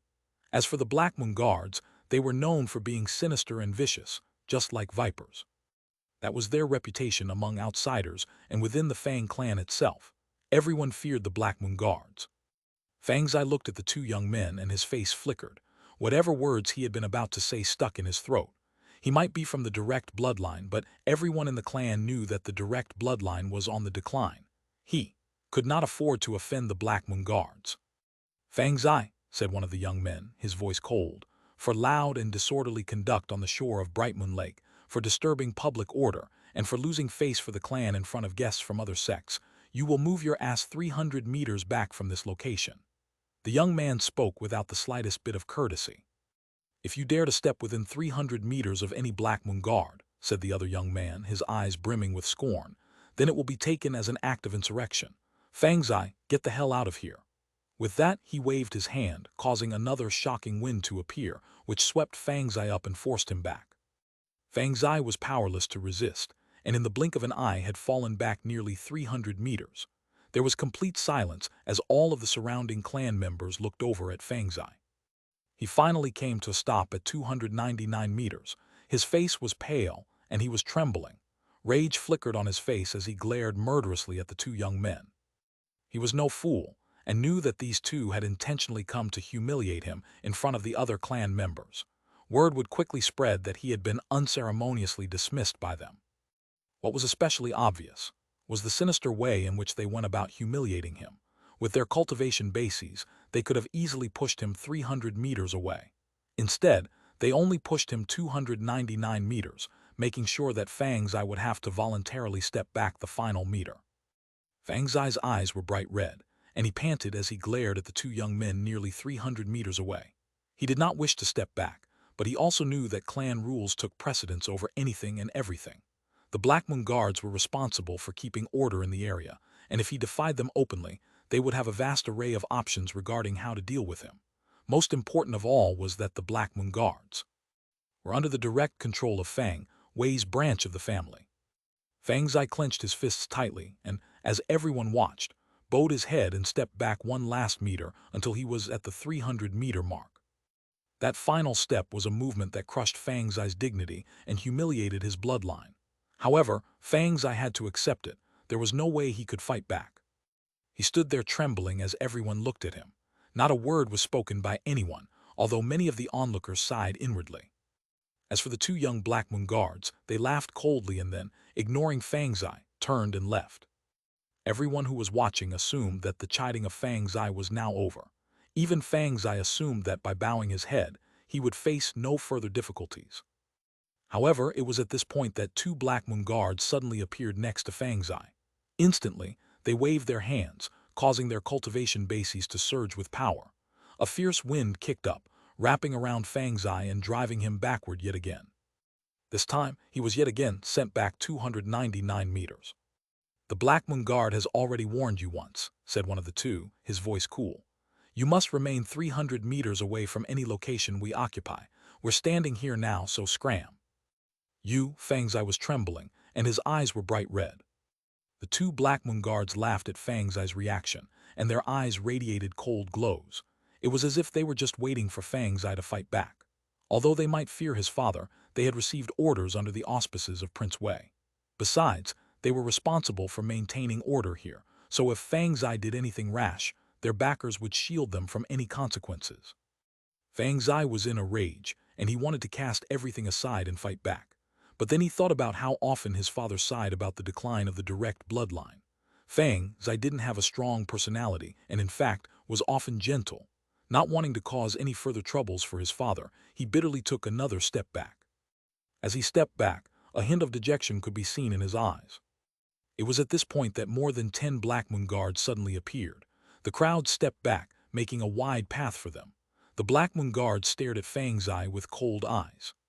Fang Zai lowered his head and continued to retreat. 300 meters, 1,500 meters. Soon he was almost out of the crowd entirely, a full 3,000 meters away from Bright Moon Lake. The Black Moon guards stared contemptuously at Fang Zai, who was by now figuratively scarred and battered. "One more step," said the Black Moon guard closest to Fang Zai, his voice cold. Currently, they were separated by 299 meters. Nothing could be heard but silence. Many of the Fang clan members sighed inwardly but said nothing. The Fang clan's direct bloodline was on the decline, and Fang Wei's was on the rise. That was current state of affairs. Fang Zai laughed bitterly as he realized that he couldn't stay here any longer. He was just about to turn and leave when suddenly, a hand appeared behind him and patted him lightly on the back, preventing him from taking that final step.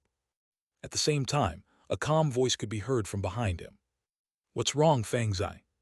When Fang Zai heard that voice, a tremor ran through him.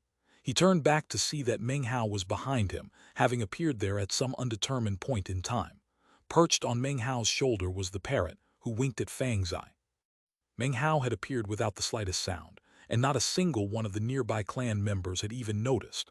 All they saw was Meng Hao suddenly standing there, right behind Fang Zai. The more than 10 Black Moon guards looked over with fiercely glinting eyes. They were shocked, because even they had no idea how Meng Hao had appeared there. He had literally shown up in the blink of an eye.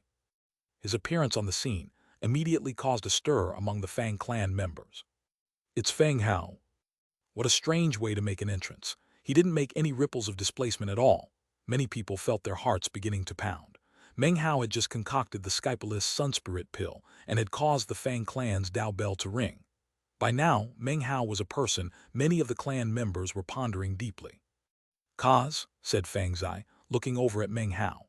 His expression was one of grievance, the kind of look that appears when a dear relative shows up right when you are being picked on. Meng Hao smiled lightly, then patted Fang Zai's shoulder.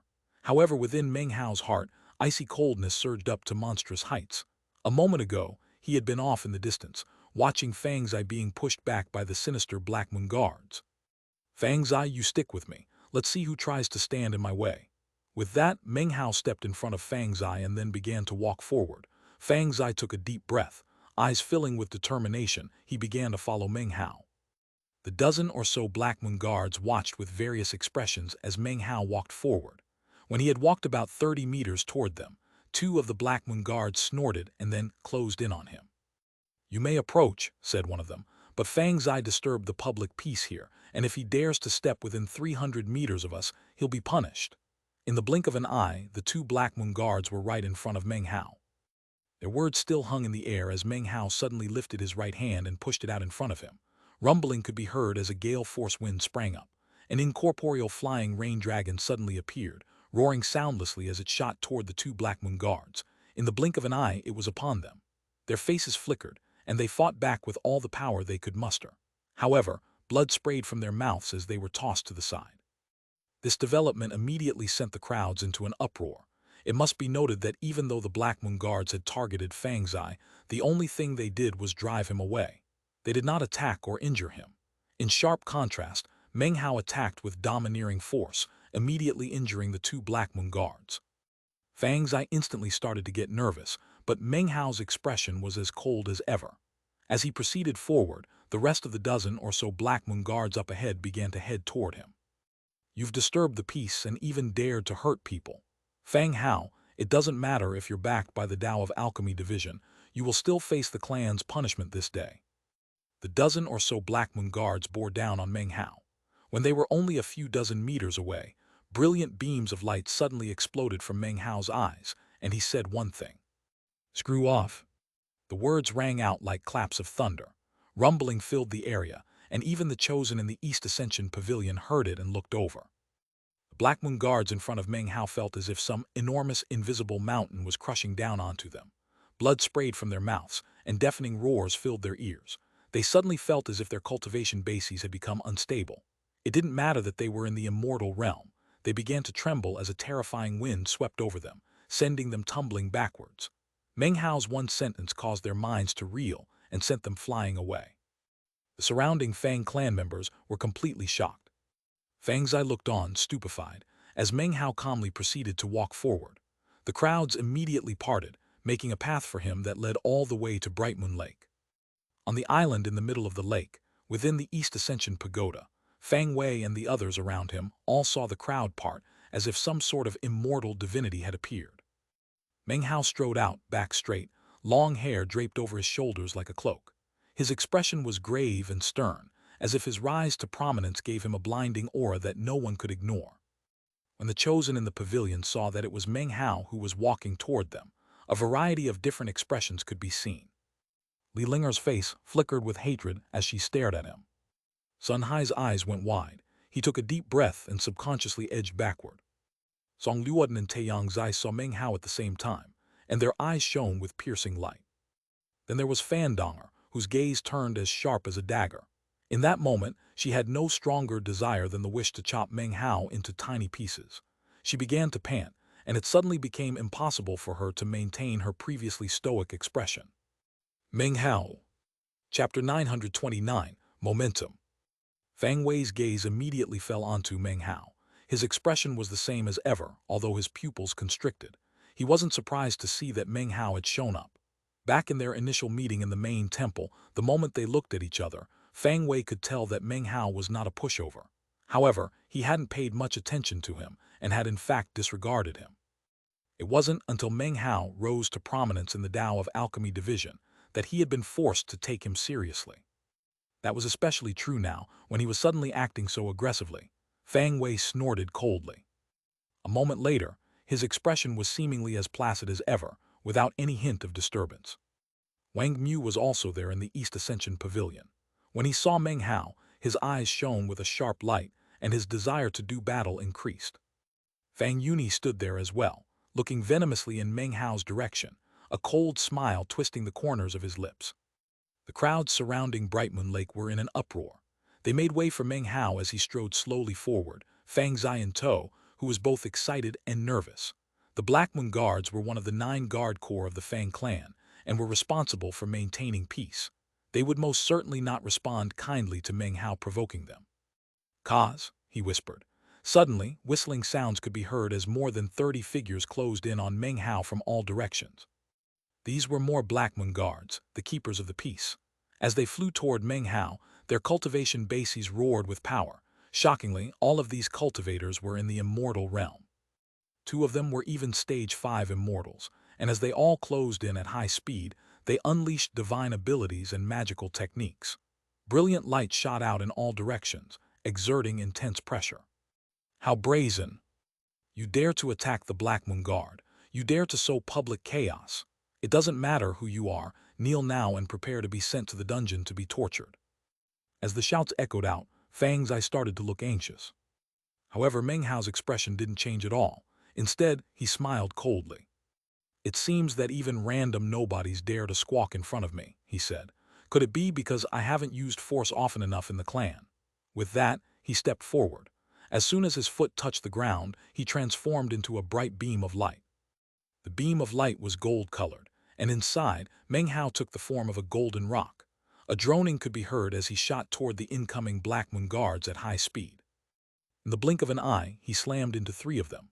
The rock's talons slashed, ripping the air and causing cracking sounds to ring out. The 3 Black Moon Guards' faces fell and blood sprayed from their mouths, and their bodies twisted before they could even fight back. They were instantly sent flying backward by Meng Hao's talons, powerless to resist. Even as they flew backward, coughing up blood, they looked back at Meng Hao with expressions of shock. How could he be so strong? Meng Hao didn't pause for even a moment. He instantly swept towards the other guards. The rock flapped its wings, and in the blink of an eye, 5 more Black Moon guards let out muffled grunts. Blood sprayed from their mouths as they were thrown into the air, and looks of shock covered their faces as they looked at rock form Meng Hao. What cultivation base does he have? Even the combined power of all 5 of us can't stop him. To describe all of these actions takes quite a few sentences, but these 8 people were injured and sent tumbling hundreds of meters away in a brief flash. 8 people had been injured and flung over 300 meters away. Now, there were 7 Black Moon guards left in front of Meng Hao. Among those 7 were the 2 Stage 5 immortals, who were now panting. Their expressions that of astonishment, they gritted their teeth and joined voices to call out, "Black Moon formation." Immediately, the other 5 of their number joined with the first 2, combining together to form the shape of a moon. Because their clothing was black, that moon was also black. A black moon. As soon as the moon appeared, a monstrous energy surged out that weighed down on everyone in the area. The chosen in the East Ascension Pavilion all looked on with strange gleams in their eyes. "The Black Moon Guard's first fusion art," said Taiyangzai, his eyes flickering. "Rumor has it," said Sun Hai, eyeing the Black Moon, "that with this art 7 people make the formation, 7 formations make a magic spell, 7 spells make a divine ability, 7 divine abilities make a Tao." Others had similar reactions, although Li Linger simply watched with coldly flickering eyes. The crowds surrounding Bright Moon Lake were also in a commotion. Fang Zai's face fell, and Fang Yuni smiled an overtly sinister smile. In that moment, Meng Hao, in golden rock form, didn't hesitate for a moment. He charged toward the Black Moon, and as he did, the rock turned blurry and transformed into numerous mountains. The mountains linked together to form a chain of mountains that then crushed down onto the Black Moon. This was none other than the mountain-consuming incantation. From a distance, it looked like massive mountain peaks suppressing the very moon in the heavens. Boundless, enormous mountains filled the sky, and as for that Black Moon, it was visibly shrinking. Everyone watching was astonished, especially the chosen in the East Ascension Pavilion who had previously crossed swords with Meng Hao. When they saw the mountains, they were reminded of that year in the lands of South Heaven, when Meng Hao had single-handedly swept over all of the chosen. Despite being chased by over 1,000 opponents, he had been as valiant as ever. Booms echoed out in all directions. The Black Moon only lasted for the space of a few breaths under the crushing pressure of the mountains. Subsequently, it shattered into pieces, and the 7 people inside coughed up blood and tumbled backward, their faces filled with terror. The mountains faded away, and Meng Hao stepped out from within them.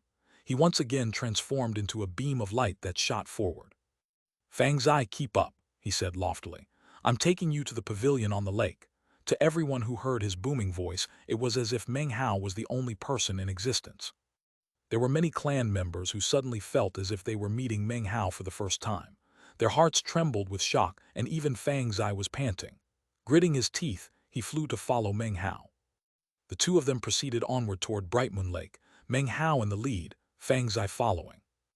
In the East Ascension Pavilion in the middle of Bright Moon Lake, the various chosen were all looking at Meng Hao, regardless of whatever conflicts they had with him. As of this moment, all of them had no choice but to admit that Meng Hao was a blazing sun. Fang Wei stood there quietly, his eyes icy. Fang Yuni, on the other hand, had an expression filled with incredible venom. Fang Hong was already in awe of Meng Hao and subconsciously stepped backward, as did Fang Xianxian. Fang Donghan was secretly excited. This outcome was exactly what he wanted, a fight between Meng Hao and Fang Wei. As everyone watched Meng Hao nearing the edge of Bright Moon Lake, all of a sudden, a person appeared on the shore. It was a middle-aged man wearing a black robe embroidered with 2 moons. He had the flourishing cultivation base of a Stage 6 immortal. "You ignominious fool," the man said coldly. "Back down." This Stage 6 immortal was the leader of the Black Moon Guards in this area. He stood there, brow furrowed, doing nothing to conceal his loathing of Meng Hao. Even as he spoke, he pushed his hand out in front of him, causing shocking pressure to roll out. At the same time, an enormous, illusory hand appeared that shot toward Meng Hao. "I'm from the direct bloodline of the Fang clan," Meng Hao replied. "I'm the eldest grandson of this generation with a supreme status in the clan. You're the one who will be backing down." Instead of slowing down, he sped up. At the same time, he clenched his right hand into a fist and punched out into the air 9 times. 9 heavens destruction. Argumembllll. Massive roaring filled the air as his Dharma idol suddenly materialized behind him. 15,000 meters tall, shocking to the extreme, it also punched out. 9 blows descended toward the middle-aged man, seemingly capable of shattering heaven and earth. When Meng Hao's attack slammed into the palm strike, the hand shattered. The man's face fell as Meng Hao's fist continued onward the man himself. Dozens of blows were exchanged in the blink of an eye. Each exchange caused the man's face to flicker. His expression was now being taken over by fear as he realized that his cultivation base was being weakened, as was his life force. It was being absorbed by Meng Hao. In the end, blood sprayed from his mouth, and he was forced to retreat. In that moment, Meng Hao grabbed Fang's eye. As everyone watched, he flew up into the air, directly out over Bright Moon Lake. As soon as Meng Hao was airborne, all of the dozens of Black Moon guards in the crowd urgently took flight and sped toward Meng Hao. It didn't matter if he was a fellow clan member. His flagrant challenge of the Black Moon guards was something that could not go unanswered. However, Meng Hao completely ignored them. He dragged the astonished Fang's eye through the air, transforming into a long beam of light that shot over Bright Moon Lake toward the East Ascension Pavilion. Inside the pavilion, the Chosen were all shocked. Li Linger clenched her jaw, and a cold light could be seen in Fan Donger's eyes. Wang Mu was itching to fight, and Song Luoden's face was icy. As for Sun Hai, he was getting nervous. Taiyang Zai and the others felt their energy surging as Meng Hao sped toward them. Fang Wei frowned. Fang Yuni was panting. Seeing Meng Hao's powerful momentum caused him to subconsciously step backward. Everyone watched as Meng Hao carried Fang's eye across the water. In the blink of an eye, he was almost at East Ascension Pavilion, just when he was about to set foot inside. "You don't qualify to be here," Fang Wei said calmly. He took a step forward and then struck out with his palm. The palm strike unexpectedly caused everyone to feel as if the land were quaking and the mountains were trembling. The surface of Bright Moon Lake churned, as if some ancient being were awakening underneath and was now emitting a terrifying aura. The palm strike looked ordinary, and yet as soon as it was delivered, a golden magical symbol appeared outside of the East Ascension Pavilion. The symbol was like the sun, instantly causing everything outside to turn golden. In response to the palm strike, all of the Chosen in the pavilion, even Fan Donger and Zhou Xin from the Sublime Flow Sword Grotto, narrowed their eyes in concentration. Various expressions could be seen. The explosive energy of Fang Wei's attack left everyone shocked. This was even more the case when people realized that Fang Wei's attack contained an aura of reincarnation. It was almost like a natural law, as if anyone who opposed Fang Wei was actually an enemy of the heavens. A sense of crisis rose up in Meng Hao and his eyes widened. He released Fang's eye, simultaneously causing the black-white pearls to swirl out. Furthermore, a blood chi rose up, transforming into the head of a blood demon. All of it coalesced onto Meng Hao's hand, after which he also struck out with his palm. Rumbling filled the air in the space between Meng Hao and Fang Wei in the East Ascension Pavilion. This was the first time that Meng Hao and Fang Wei exchanged blows. Chapter 930, I've missed all of you. It was a collision of gold and blood. It was a struggle between the power of reincarnation and the black-white pearls. This was Fang Wei versus Meng Hao, their first battle. Rumbling filled the air as the colors of gold and blood smashed into each other. The night sky suddenly grew bright as the power of reincarnation and the black-white pearls collided, causing heaven and earth to tremble. Massive roaring echoed out in all directions. The blood demon head collapsed and the world of gold shattered. The sensation of reincarnation faded away, and Meng Hao's black-white pearls also collapsed. A tremor ran through Meng Hao, and his eternal stratum immediately surged into action, giving him the power to completely shrug off the blow. What all onlookers saw was that Fang Wei's palm strike did nothing to stop him. He didn't even pause. He just stepped right into the East Ascension Pavilion. Fang Wei's eyes brimmed with icy coldness, and his face had turned a bit pale. Although he had been separated from Meng Hao's counterstrike to his palm attack, he was still struck by the backlash. Most shocking of all was that this was Bright Moon Lake, a place where Fang Wei practiced cultivation. He had formed a resonance with the lake water and therefore held the upper hand. Furthermore, Meng Hao had been protecting Fang's eye. In the end, however, it was really difficult to determine which of them was actually more powerful. Almost in the same moment that Meng Hao set foot into the pavilion, dozens of Black Moon guards flew out across the lake toward him. Meng Hao completely ignored them. Instead, his cold gaze flitted across the crowd and came to fall on Fang Wei. Junior cousin Fang Wei, why is it that I'm not qualified to enter this pavilion? Anyone who is being pursued by the Black Moon Guards is naturally not qualified to set foot inside, Fang Wei replied coolly. The Black Moon Guards were closing in on the pavilion, and even more were now converging further out beyond the lakeshore. Furthermore, it would only be a short time before their true experts arrived. In his heart, Fang Wei laughed coldly. He truly wanted to see how Meng Hao could possibly resolve the current situation. Fang Zai's face was ashen as he stood there next to Meng Hao, panting. He had never been inside the East Ascension Pavilion before, and would normally have been very excited. Right now, though, the Black Moon Guards were moments away from catching up, and when he thought about what would happen then, he couldn't help but take a deep breath and brace himself to go for broke. He had already decided that because all of this was happening because of him, he would take full responsibility and make sure that the clan didn't cause any problems for Meng Hao. Is that so? Replied Meng Hao, smiling. Sharp whistling sounds could be heard as 7 or 8 Black Moon Guards shot through the air behind him. Their expressions brimmed with killing intent, and they were just about to attack when Meng Hao casually raised his hand and showed something to the Black Moon Guards behind him. Then, without even turning his head, he coldly barked, "Screw off." As his voice echoed out, the Black Moon Guards outside of the pavilion saw the item in his hand. Their faces fell, and they suddenly stopped in place, staring in disbelief at Meng Hao's hand and the object therein. Then they began to pant.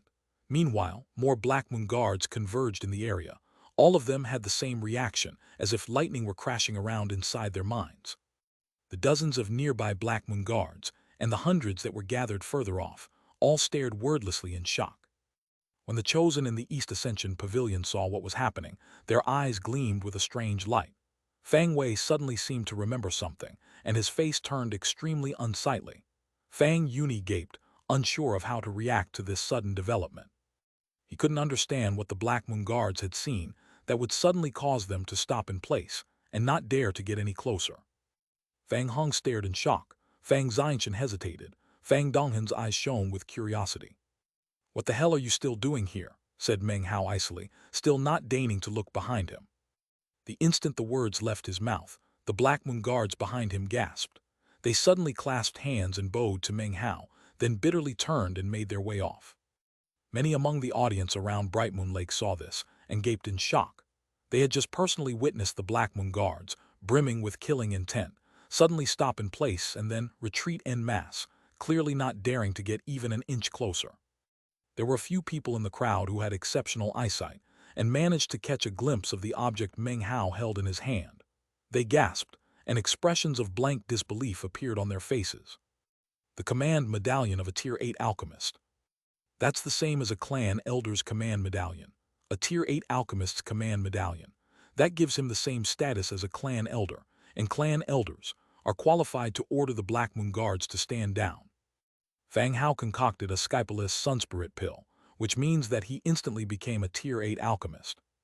The sounds of the tumult outside drifted into the pavilion, causing the cultivators gathered there to inhale sharply. Fang Zai gaped, and then suddenly went wild with joy. Meng Hao slowly lowered his hand, looking at Fang Wei with a slight smile. "Would you say I'm qualified now?" Fang Wei's expression was extremely unsightly as he stared at Meng Hao. Before he could even respond, Meng Hao stepped forward and raised his right hand. Fang Yuni's face fell, and he tried to escape, but his body involuntarily flew through the air toward Meng Hao, who grabbed him by the neck. "You see me and don't greet me properly," Meng Hao said, smiling, gently patting Fang Yuni's cheek. "Ah, Yuni, it seems that the last time I taught you a lesson, you just didn't get it."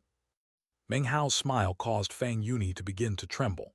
He was about to say something, when suddenly Meng Hao's face darkened, and he slammed Fang Yuni onto the floor of the pavilion. The pavilion was magically reinforced and couldn't be damaged by such an action. It was incredibly tough, which resulted in Fang Yuni letting out a blood-curdling scream. Next, Meng Hao slammed him into the ground 7 or 8 more times. Blood sprayed from Fang Yuni's mouth and he screamed over and over again. He even begged for mercy. Fang Wei frowned. "That's enough," he said. Meng Hao smiled and looked over at Fang Wei. "Under my authority as an elder, I'm reprimanding a clan member. Junior cousin Fang Wei, on what authority did you speak those 2 words to me just now?" With that, Meng Hao grabbed Fang Yuni by the hair, swung him around and then chucked him off to the side. Blood spattered everywhere. The chosen in the room watched and said nothing. However, as they observed at Meng Hao's actions, each of them were thinking different things. That was especially true of Sun Hai, who was shivering slightly. Fang Wei's expression was extremely grim as he looked at Meng Hao. He was about to say something, when Meng Hao laughed. On the other hand, he said, the moon is out tonight and the stars are bright. Tomorrow is the rise of the East Ascension Sun, an auspicious day. Besides, I see a lot of old friends here, which makes me happy. I won't make things any harder for you. He looked out at all the chosen, each of whom had different expressions on their faces. Sun Hai subconsciously bowed his head. Li Linger stared in rage. Fan Donger's face flickered with killing intent, and Wang Mu looked like he wanted to fight then and there. Song Luoden and Taeyang Zai were both staring at him with clenched jaws. Their past experiences with Meng Hao were things that they would never be able to forget. Meng Hao looked slightly embarrassed, then chuckled bashfully as he looked down at the terrified Fang Yuni, who lay there bedraggled and broken-boned. "Write me a promissory note," Meng Hao said, narrowing his eyes and smiling. He immediately produced pen and paper from his bag of holding, which he held out in front of Fang Yuni. "You know me, and you know what to write." With that, he patted Fang Yuni on the head. Fang Yuni's face was pale white. To him, Meng Hao was the most evil fiend imaginable in heaven and earth. Trembling, he used his own blood to write out a promissory note. Meng Hao accepted the promissory note, blew on it a bit to dry it, and gingerly placed it in his bag of holding as if it were a treasure. Then, he smiled at Fang Yuni and said something that caused Fang Yuni's blood to run cold. "Yuni, you'll get no third chance. If you act like this again the next time you see me, I'll make sure you live a life worse than death." Meng Hao's smile stretched from ear to ear, but his words were as cold as ice. It was a stark contrast that caused all of the chosen in the pavilion to look on in reticent silence. Fang Yuni started to pant and tremble, and his expression turned into one of extreme terror. He could sense the murderous intent in Meng Hao's words, and was also certain that when Meng Hao said he would do something, he would never fail to follow through on his promise.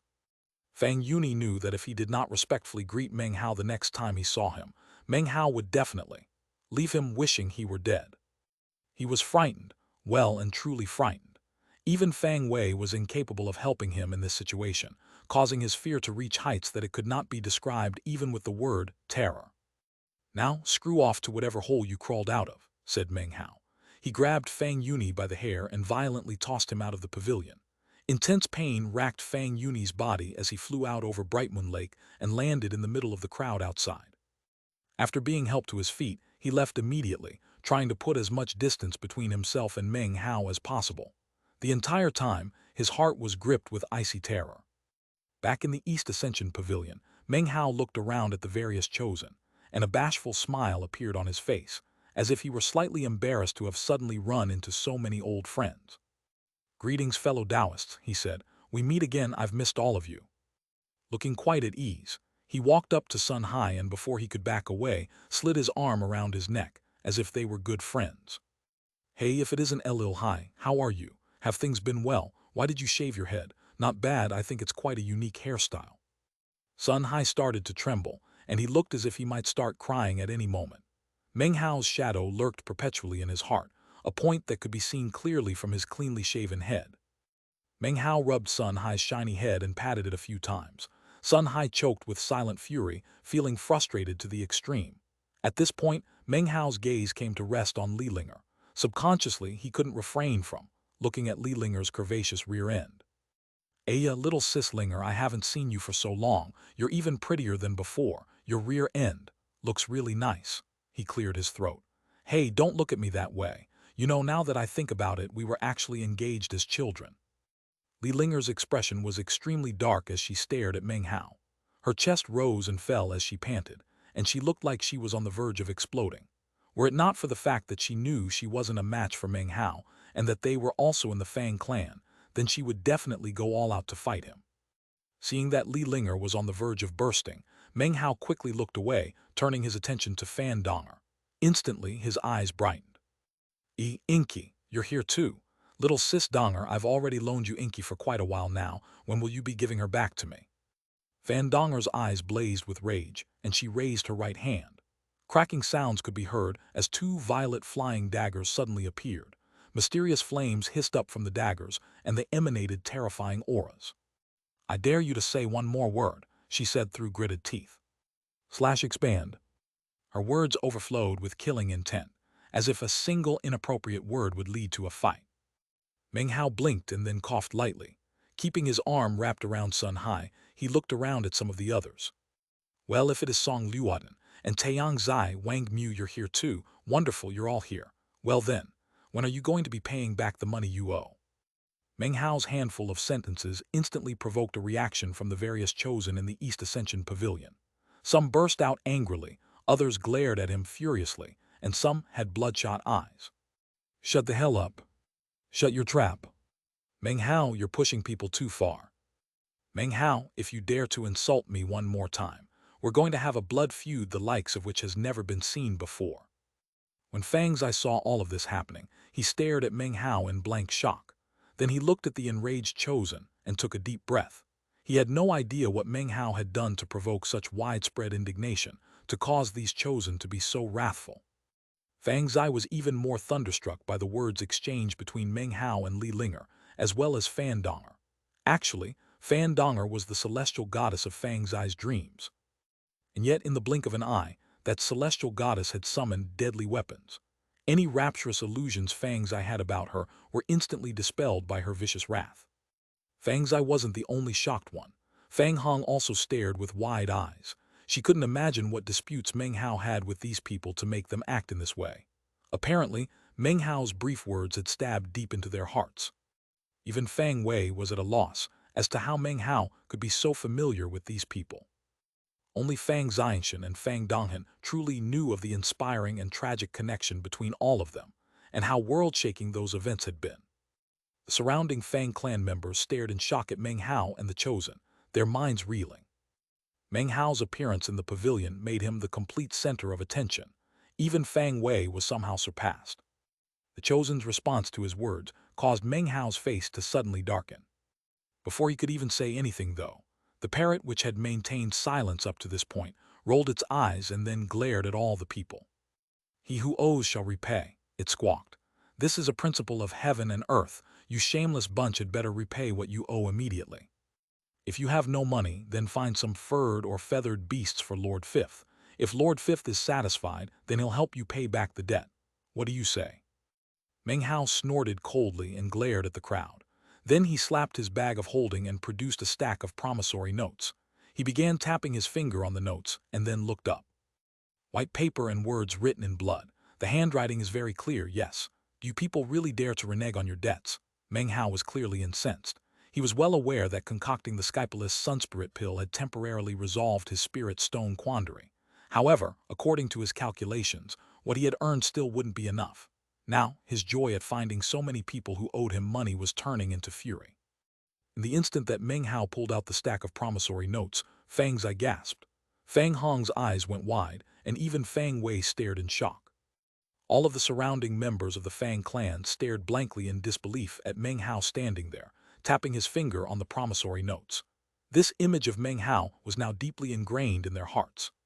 How many promissory notes does he actually have? Didn't Fang Hao come from planet South Heaven? How could there be so many people who borrowed money from him? What exactly does this guy do? Is he a cultivator? How come he just doesn't seem like a cultivator to me? The Fang clan's chosen gaped as their minds filled with buzzing thoughts. Sun Hai, said Meng Hao, sounding very displeased.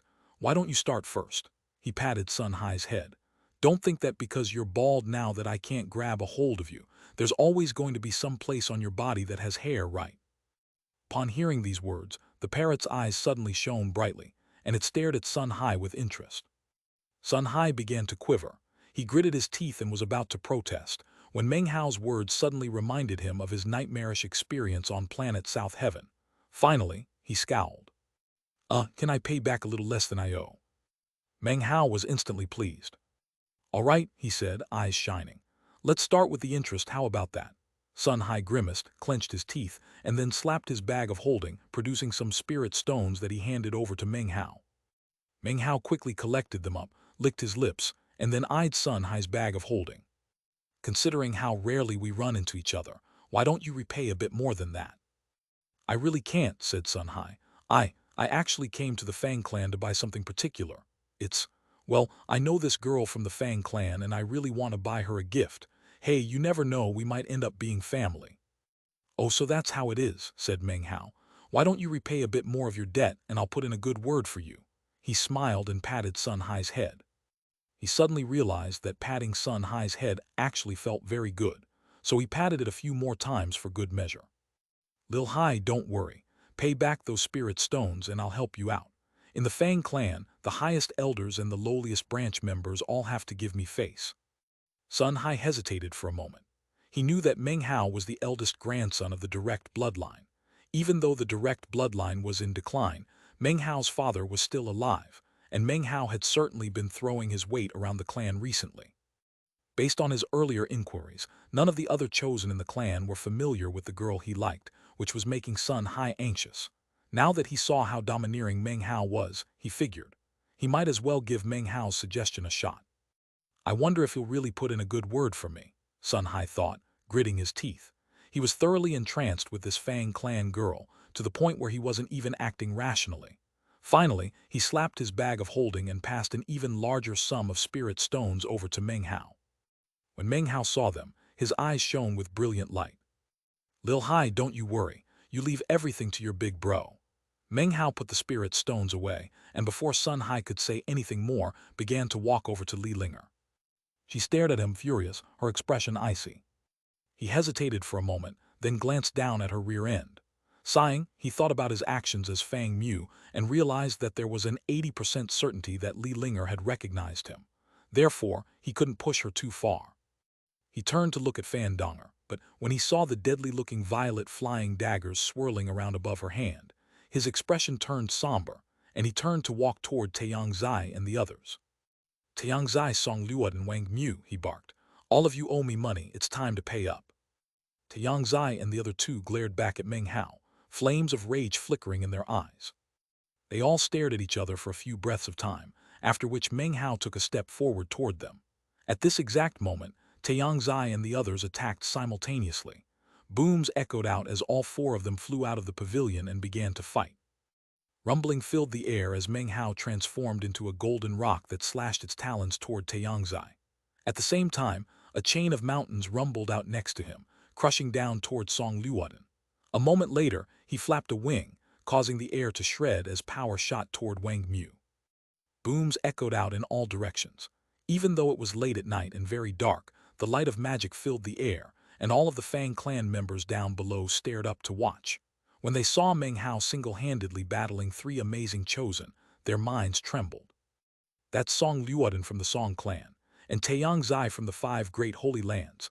The last one is the Wang clan chosen, Wang Mu. All three of them are in the process of rising to be true immortals. Once they do, they'll definitely be even more famous than they are now. I can't believe Fang Hao is fighting all three of them at the same time. Booms echoed out as the four of them fought back and forth constantly. Meng Hao clenched his fist and then punched out, unleashing the 9 heavens' destruction. Blood sprayed from Song Luoden's mouth. As for Wang Mu and Taeyang Zai, one of them called wind and summoned rain, while the other transformed into blinding sunlight. Even as they closed in on Meng Hao, he snorted coldly.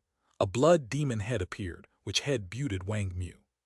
Simultaneously, the 9th mountain materialized, slamming toward Taeyang Zai. You guys are a lot stronger than the first time we fought, said Meng Hao. Unfortunately for you, I could put you in your place last time and I can do the same thing today. His cultivation base surged with power, and he extended his hand. Rumbling filled the sky as numerous mountains descended, cutting off all avenues of escape for Taeyang Zai and the others.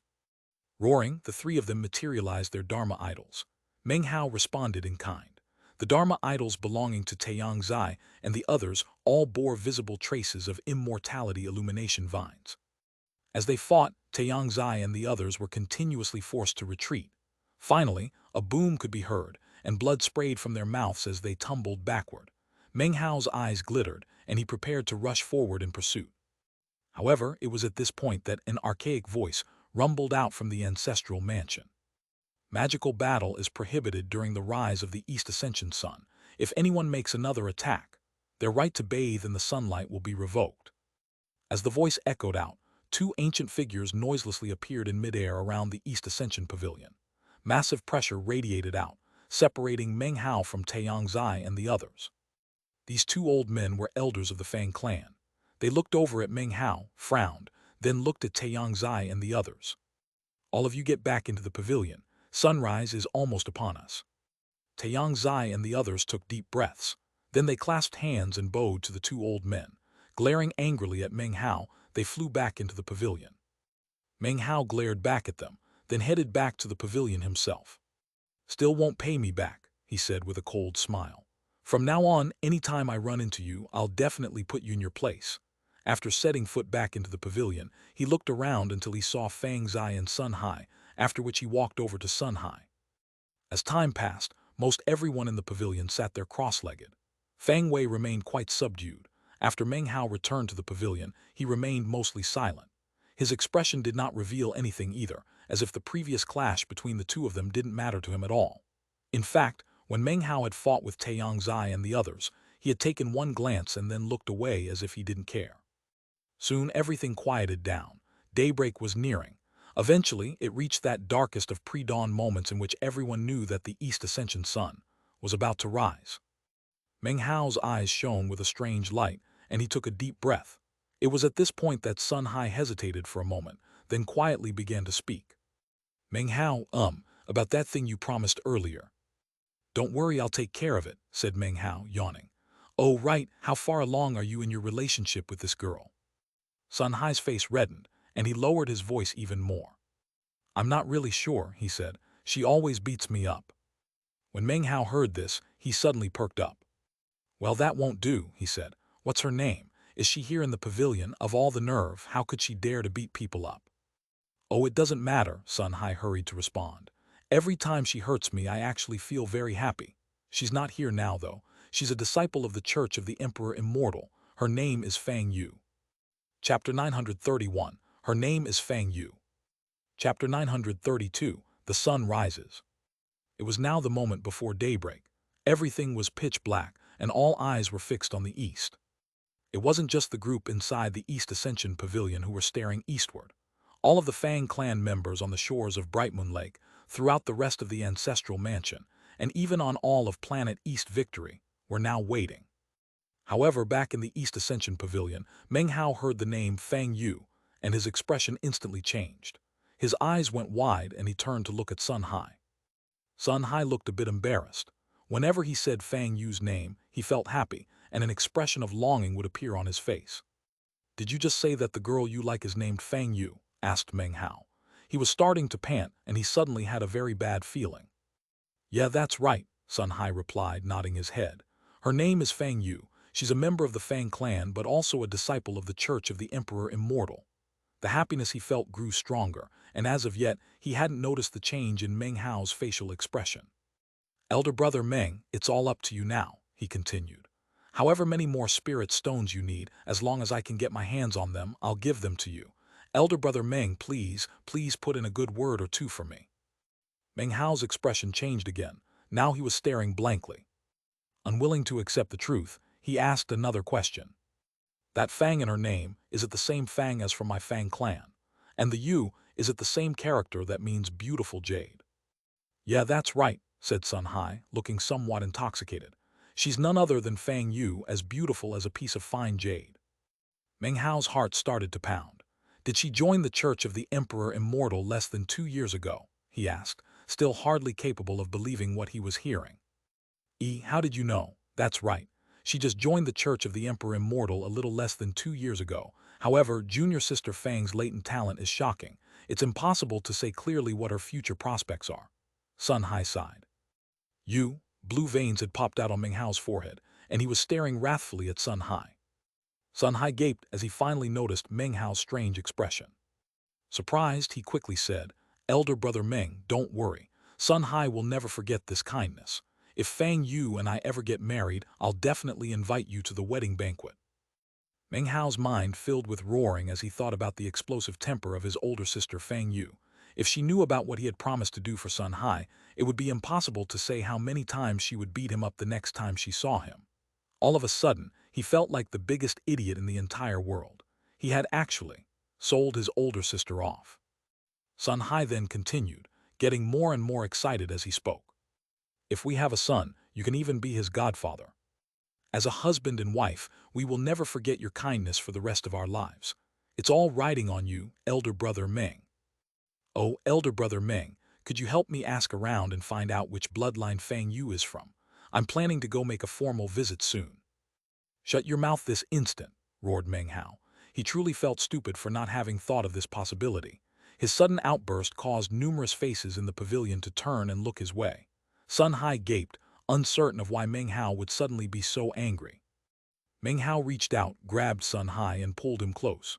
Jaw clenched, he stared Sun Hai in the eye, certain that Sun Hai had done all of this on purpose, had dug a pit for him and then pushed him in head first. Yes, it was definitely on purpose. Do you have a younger sister? Meng Hao asked through clenched teeth. Sun Hai was momentarily struck dumb. From the feeling he got at this moment, Meng Hao seemed to be on the verge of flying into a rage. Oh, yeah, I have a younger sister, she. Who's more of a bitch, you or your sister? Meng Hao interrupted loudly. You joker, I can't believe you have the gall to con me. His eyes were bloodshot and his heart pulsed with rage. All his life, he had been the one to con others and had never imagined that somehow Sun Hai would manage to pull a con on him. That was especially true when he remembered that he had promised to act as a go-between. Meng Hao couldn't help but sigh inwardly. There was no way that he would dare to have anything to do with his sister's love life. Any time he thought of her violent temper, he would feel his head starting to ache. I didn't con you, said Sun Hai, looking confused. I really do have a younger sister. Her name is Sun Chan. Meng Hao's flare of temper was really strange to him. Moments ago, everything had been going smoothly, then he flew into a rage in the blink of an eye. All of a sudden, Sun Hai had the feeling that Meng Hao and Fang Yu were very similar in some ways. Meng Hao burned with anger and was just about to say something else when light appeared in the darkness outside. The light swept out instantly, shredding the darkness into pieces. Sunlight expanded in all directions, a mighty power that instantly suppressed all the dark of night. In that instant in which darkness and light intersected, where white and black clashed, all eyes in the world seemed to be locked on the east, which was the source of all the beams of light. It's here, the East Ascension Sun. The East Ascension Sun rises every 100 years. The 100-year cycle reaches its culmination now. This is when the sun is at its closest point to planet East Victory. If you bathe in the light of the East Ascension Sun, your fleshly body can reach a point of incredible power. Even as the buzz of conversation spread out, the entire world of planet East Victory suddenly became filled with indescribable, broiling heat. It was almost as if the whole planet had been wrapped in fire. Black smoke rose from the ground, and steam ascended from bodies of water. The land seemed to ripple, as if the heat was affecting the entire planet. The East Ascension Sun was rising. Even Meng Hao forgot about his plans to cause trouble for Sun Hai and looked up. The sight immediately sent his mind spinning because the sun was clearly rising up from the east, and according to how things would normally go, it should rise up slowly. However, in the instant that Meng Hao glanced over, what he saw was the noon sun. It was as if the process of the sun rising up from the horizon into the middle of the sky took only the space of a few breaths. Actually, this was not the movement of the East Ascension Sun, but rather the movement of planet East Victory. In that instant, some unfathomable method caused the entire planet to rotate, adjusting its angle so that the Fang clan ancestral mansion was fixed at the point closest to the sun. It was now moving along with the sun, which meant that with the East Ascension Sun in the sky, instead of a normal 24-hour day, the daylight would last for 36 days. 36 days later, the sun would continue to move off into the distance, and would no longer be closest to planet East Victory, whereupon the planet would return to its normal state of affairs. That would mark the end of the rise of the East Ascension Sun. As for the people on the other three great planets in the Ninth Mountain and Sea, they might receive some benefit, but because they were further away, they would not gain nearly as much as those on planet East Victory. Sunrise lasted for only a moment, and then, for 36 days, it would be high noon. The entire scene was even clearer when viewed from out in space. Planet East Victory hung there, shimmering, smoke rising up from it, almost as if it were on the verge of melting. The power that put planet East Victory on the verge of melting came from a bright, shining field of light that lit up the entire starry sky.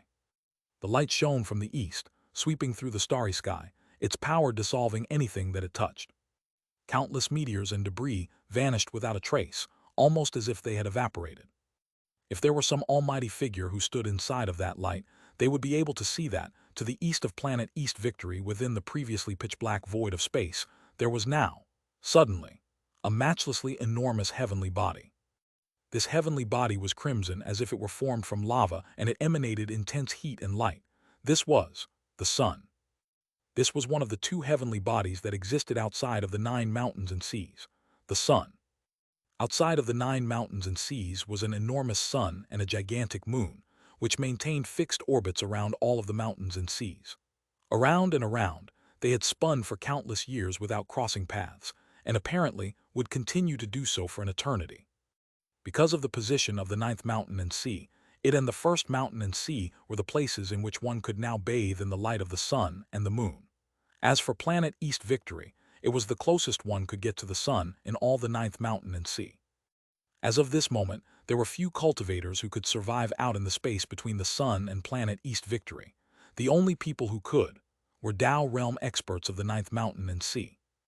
There were other almighty figures who had long been waiting for this moment to be able to bathe in the light of the sun, and thus acquire good fortune.